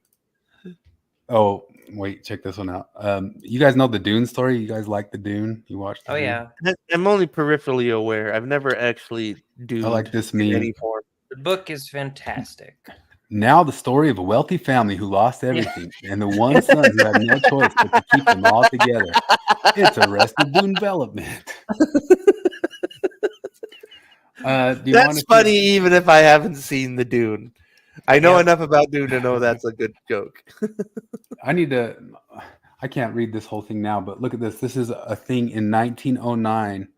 1909, written by a woman. Why women are regarded as higher beings. No. Women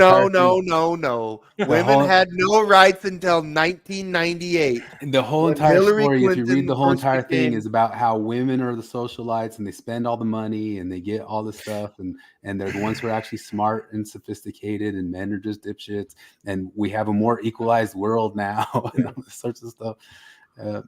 It's pretty stupid. But do you want to see an all-woman? Well, here, I'll just let the thing speak for itself. Chile sent an all-women SWAT team to a SWAT team competition versus all men. Christ. I already know. We already know. We already know. Okay, so I freaked out for a second because I thought you were saying that they sent an all-women SWAT team to actually do SWAT shit. Well, I'm sure they actually worked as a SWAT team, but that was terrifying. Sent an all-woman SWAT team to a SWAT competition in the UAE, Please and it tell did me not that go well. Dame Pesos 99.9% of the video on teams this. that get sent to this competition are all men. However, for some reason, Chile decided to send an all-women's team to compete against the men, and it did not go well for them. So here we go. The first part of the challenge, as you can see, is they're going across this ice bath, and it looks like they're handling it pretty well, and then they get stuck. And this did this is the first obstacle. No good. And they're all stuck. And here they are struggling, trying to get back. This one's trying to think of ways. So here's the thing. If you fall in, you have to go. This is ice cold water. Then you have to go back and try again. Now, obviously, this is a time competition. They're 1 minute in. Here comes the other fall girl. in and coming try in. She again. pushes them. This looks like it's straight out of like a comedy show, man. Do they show us the next worst They team? don't know what to do. Oh no. They don't show Here comes anything, another but one goes down. They also were assessed negative points for dropping weapons in the water. The only woman who did not get wet, they decided to bring her back to the start. So then they have this idea of pushing each other one by one. And here we go. Oh, Jesus Christ. Come on. Oh, no. I'm rooting for him now. There is a crowd watching them. This is the first obstacle of the course. So that didn't work. So then they're like, all right, let's go 2 now at a time. Here we go. And then she kicks her, and she's going. Oh, no. And this one is stuck. And then they're here, just in the middle, just brutal. We're at 424 at this point, and then this woman over here says, "Oh, you know what? I'm gonna help her." And then she does it for her, and the judges are like, "You can't do that. You can't do that. That's against the rules." This one, and then she tries to do it too, and I don't know how she was allowed to do that. They're like, "Come back. You have to come back." And then finally, at 506, this woman finally gets there and listens to the crowd. They're cheering them on. I think 3 to go at this point. Oh, here we go. Crowd goes mid. And here we go. We still go. And then this one gets pushed. Here we go. This is for everything. Here we go. Knees. We get to the final member. Listen to the announcer. He's trolling them. Uno mas, he says. Uno mas. Come on, bro. But I will say they continued on. They did not give up. This is a great lesson in never giving up. I've been doing. See, this is one of those things. It's like, I don't doubt whatsoever that there's a lot of women out there that have the skills and devotion and intelligence necessary to accomplish that shit. And if they can do it, God bless them. Do it. Fucking do it. But we goddamn know that was a DEI team. You know? Like, that was the women are just as good as men team. It's like, no, some women are just as good as men at certain things, and we can break this down forever. But like, do women make as good a SWAT officer as men? No, they do not. Like, I would make a poor SWAT officer. I don't have a problem saying that. I don't think I'd be good at that. I think I know enough about myself. Like, first off, I don't want to do it. That right there is a big indicator that I'm not good at that, because I don't want it. So that'll tell you that. This is the only type of. I remember, I'm trying to look for them right now, but I remember when I was a little kid, like in the 90s, there were these Gatorade commercials that were anything you can do, I can do better. They would sing that. And I remember that, like, it's the one where they're sweating Gatorade, different colors or whatever. But the one I remember is there's a man and a woman, and they were like both like competing against each other. And one of them, the man would win, and the other one, a woman would win, or whatever. That's all I'm thinking of now. And they're like sprinting and shit like that. Like, that's not the case. You know what's funny is because the algorithm knows what you're into. And Facebook has it shows you the movie shorts things and all the feed things. And it can tell what I'm into. Like, I'm into airplanes, and I'm into weird South Asian cooking, and I'm into chess. And one of the things that I keep getting sponsored is there's a couple of incredibly good female chess players that just happen to be attractive. And they've got a whole channel that's all like, hot chick beats man at chess. Like, I mean, that's all the channel is. And it's annoying because it's like, you know what? It was good enough that you were good at chess. Like, that's all you needed to be. Like, it's nice that you're hot, but like, also though, like, the Mormon patriarchal nightmare side of me thought, because like, there's a famous picture of some of these hot chess players in tournaments. And like, part of me is like, God damn it. Like, you are in a room full of the nerdiest fucking nerds forever. Like, and you're wearing that dress to play chess, and you did that hair. Like, there's like, come on. Like, that's just a sad reality. Like, I would not want to be a guy trying to competitively play chess against a competitively good chess player who happened to be super sexy and dressed in like summer dress sexy to play chess. Anyway, you can look them up. Bet you if you look up sexy chess player, they'll all come up. But Facebook showed them all to me ahead of time. Fans content I would subscribe to. Would you ever do an OF? No. You wouldn't make much. I'm insulted. You'd make a lot of money. I'm gonna do one just to prove it to you. What would be your OnlyFans? Well, I don't know. I heard I could just get people to subscribe and then never actually put anything up. I'll tell you what I'd pay for if you made an OnlyFans. I don't want to know. You just daily putting tape over your mouth every day. just every morning, a different colored tape right over your mouth. I'd pay for that. Fully clothed, outside, nothing sensual, just tape. I can get behind that. Red, blue, green, change it up. What is Slowly, this though. Put it from? on there slowly. Do you talk to your wife like this? No, I love her. Is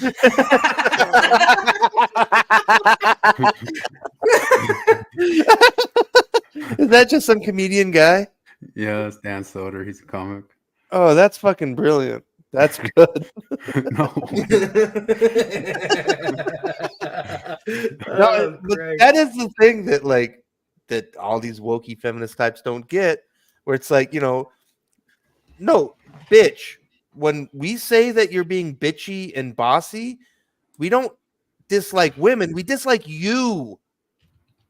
Right? We're not saying like you are a weird narcissist that thinks that you represent females. No, I don't. I don't like women. Bossy dingbat. Like you just talk about women her. Are fine. What? You just talking about her, like the individual? Oh wait, are they? I just hate women.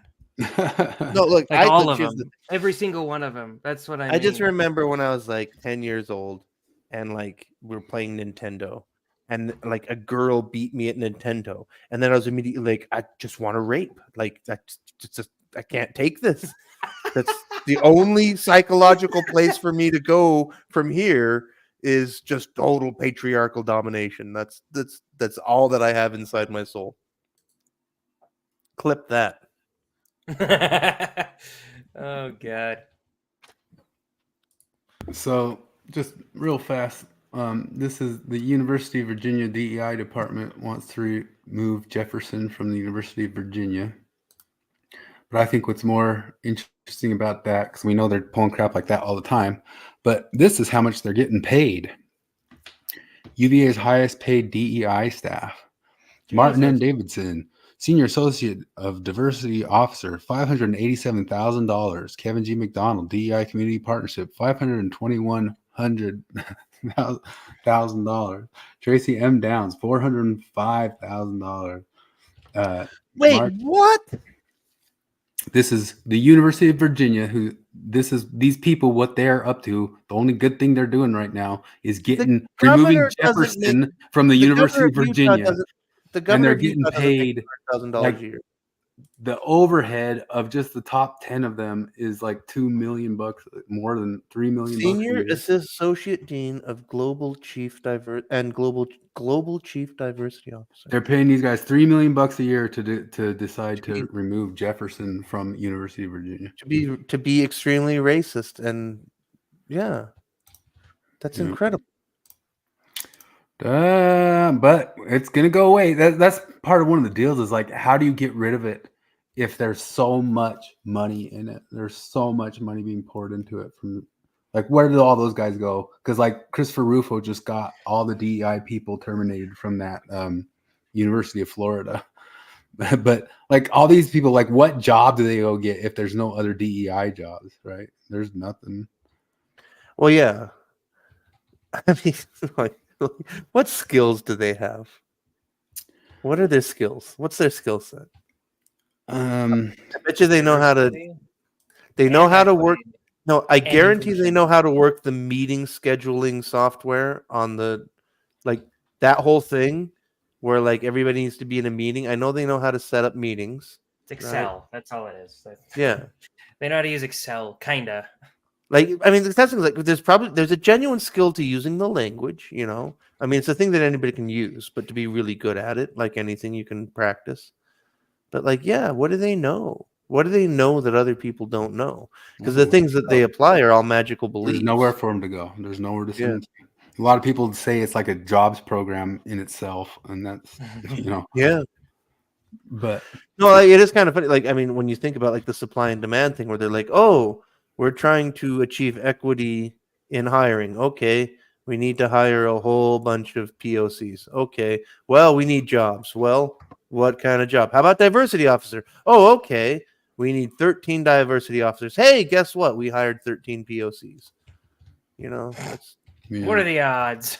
What are the odds? What are the odds we achieved equity by trying to engineer everything to achieve equity?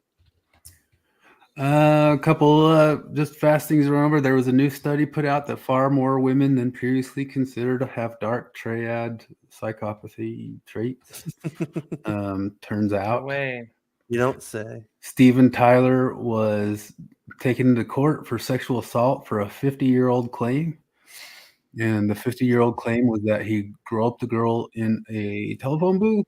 And it cost him $487,000 to win. Yeah.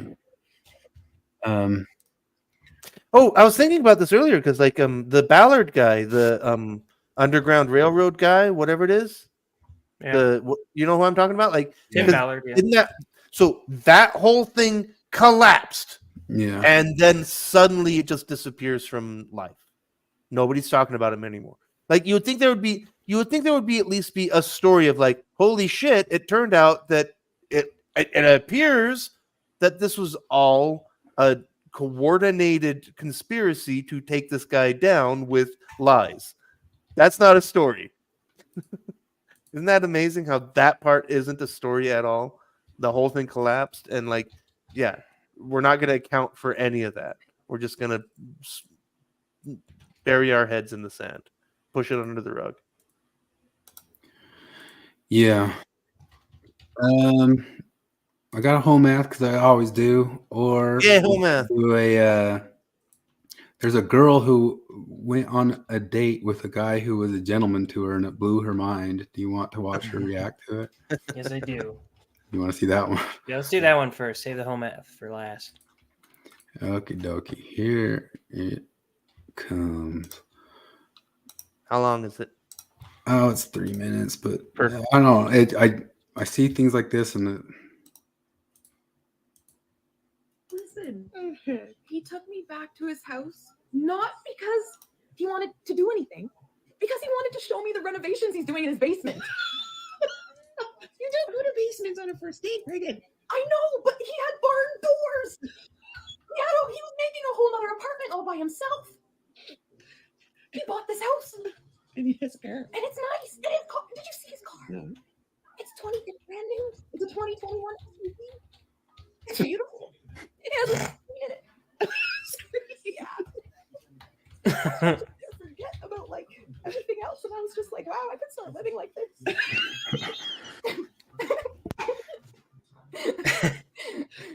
And he was so respectful. It was beautiful. What'd you have to drink? I had a couple cocktails and some wine. Yeah. So, do you think you're going to go on a second date? He wants to bring me to his hockey game tomorrow. He wants to pick me up and bring me to his hockey game so I can come watch him. It's so cute. He says he wants to take me thrifting beforehand. So we can pick out outfits for each other and not let each other see. And it's what we have to wear on our next date. Okay, this is Mormon privilege here. Oh my God. I went on that date like a few times where you go to the thrift shop. That's just a thing that 16-year-old Mormon boys knew about. This is holy shit. This actually makes me sad because I've seen a lot of these videos lately of women like being totally flabbergasted that they've gone on a date with a guy who's not just blatantly trying to fuck them like right. Like obviously you're a guy, you want to have sex. Or is even just doing a date, you know. Yeah. You know, I don't think I sent it to the group, but like just last week on the BBC, there was an article, and the whole article is about the new phenomenon. And like they interviewed a few women who are like, if a date isn't working out in the first 20 minutes, I just leave. Like, and it's like this whole new thing. Like, and they're talking about this whole new phenomenon about like you just like there's no patience for dating now. Like, if it's not working out fast, you just go. What? Like, yeah, I don't know. That's crazy. I don't know. It's all crazy.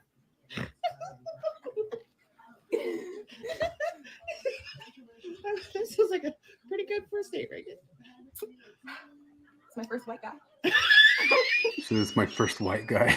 That's my first. I mean, no offense, but oh God, I've kind of been missing out. I've been missing out.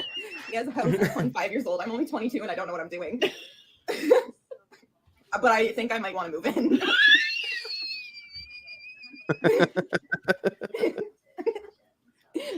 It's nice. It's cute. I can get used to it. Yeah. Yeah. I bet. She's like, this guy treated me like a person. It was fucking wild. And it goes viral on TikTok. Okay. I don't even remember what this whole math's about. Yay, whole math. We'll see. Are we wrapping it up? Yeah. We're wrapping it up on the whole math. Perfect. Big things are happening. We may be approaching the exhaustion phase of the liberation cycle. This woman may have accidentally discovered morality as a result of her behavior. Let's take a closer look.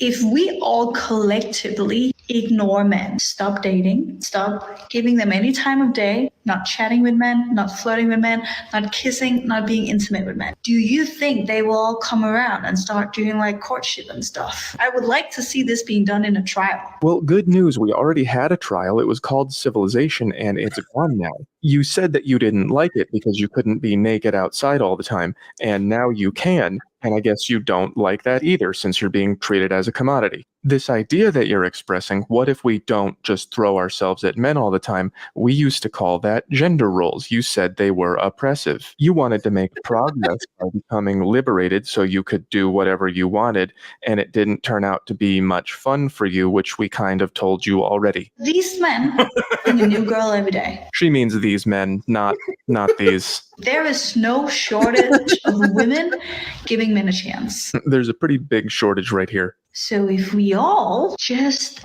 don't talk to them. Right, we used to make you do that, and there was a whole thing about it. I'm really curious in what would happen. You don't need to be. We would build stuff and be safe and have families and kids and stuff. Or you could keep saying, give me everything for free and let me do whatever I want all the time and deal with the consequences. It's really up to you. We can't make these things happen anymore. So yeah, congratulations on figuring out how civilization works. It is a little bit late though. That's amazing. That guy's that's one of my favorite it's one of my favorite Facebook groups to tag is it's called They're Accidentally Discovering Christian Morality. Yeah, but that's things like, I mean, so my other gay friend at work, it's funny because like in many ways he's a gay man.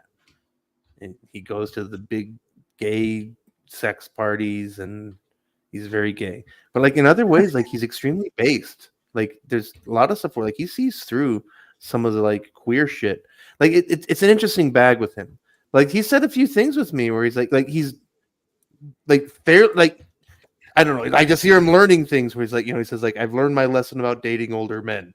Like, wow, you know, like so you're learning that there are actual like consequences to love, you know, like there you go. But even others, like I don't know, it's hard to get into it without getting into details. But yeah, like yes, reality always bats last, right? Yeah, exactly. That's what usually happens. Well, I think I'm out of stuff unless you guys wanted to talk about other stuff. I didn't even get to wail about how boring the Mormon world was because all they did was care about whoopity-doo. We bought a Kirtland temple. That's weird because, like, okay, when I was a kid and a missionary, there was so much like bearded guy talk about like, well, the church doesn't own the temple lot, like, and the end times can't happen until such and such and such, and so and like and I would have because like that was a big thing, and like the whole subtext was like once the church gets the temple, then the second coming can happen. And I was expecting this like whole buzz. I'm not even in Thoughtful Saints or any of the other weird Mormon groups anymore. But like I expect this kind of buzz about like, oh hey, here's this thing. Like now the church has the temple. Once we can do church stuff in the temple again, now Jesus can come back, right? And yeah, everybody's kind of like, oh, okay. I was like, really? I would have thought there's some excitement for him. It's one of the reasons I didn't have much Mormon stuff this week because it was all just the temple, the temple. We got a temple, yay! And well, but this one is the big one though, because this is the big one. This is the temple at Adam Ondayam or whatever, right? Yeah, made like for I don't know. Week. It's That's been the same thing 25 I years, thought. but I remember all this talk about, like, because the thing is, they say, like, oh, all the prophecies say that Jesus has to come back to the temple, but he can't come to the temple because it's not our temple right now. It's being run by heathens or whatever, you know? Maybe it was just boring to me, but I mean, maybe you'd want to get in on looking at some of those discussions they had about it. But I don't know. Ward Radio, everything was about that, and they were all giddy for it. But oh, I should listen. I guess we could have covered Jacob's debate about is the church abusive, but they're just kind of talking past each other. They really were. Like, both of them, like, they were both.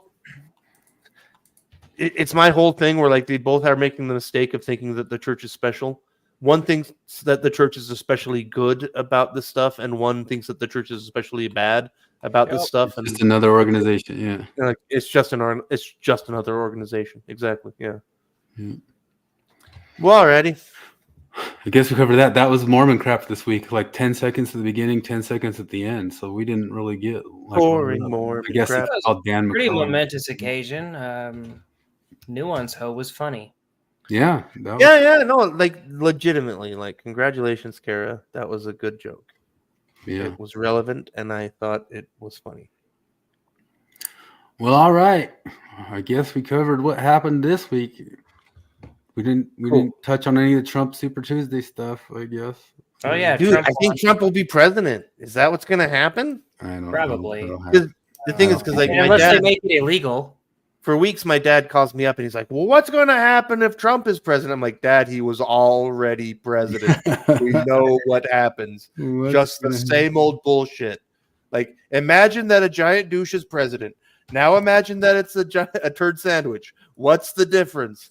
But well, one's got a huge machine behind him, and one's just the douche himself, and that's it. Yeah, I guess so. I like this little meme. Honey, bring your boyfriend in here. They got him. They got Trump. Oh, fuck. Oh, that's good stuff. All right. Fun stuff. Cool. Another fun week down. We'll see everybody. Yes, Kirtland Temple, Risto. That's the one. Yeah. No, that's the temple lot. Yeah, it's all the same one. Aren't they? I don't know. There's so many special temples. But yes. Yeah, that temple, getting excited about temple stuff just bores me silly. No, but that's where God lives. Temples aren't exciting. Yeah.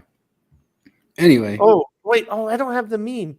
Somebody, I thought it was genuinely funny in the Lobster group. They had a meme where it's like new design ideas for the temple, and it was just, it was just a conference room because that's what churches look like now. I didn't see that.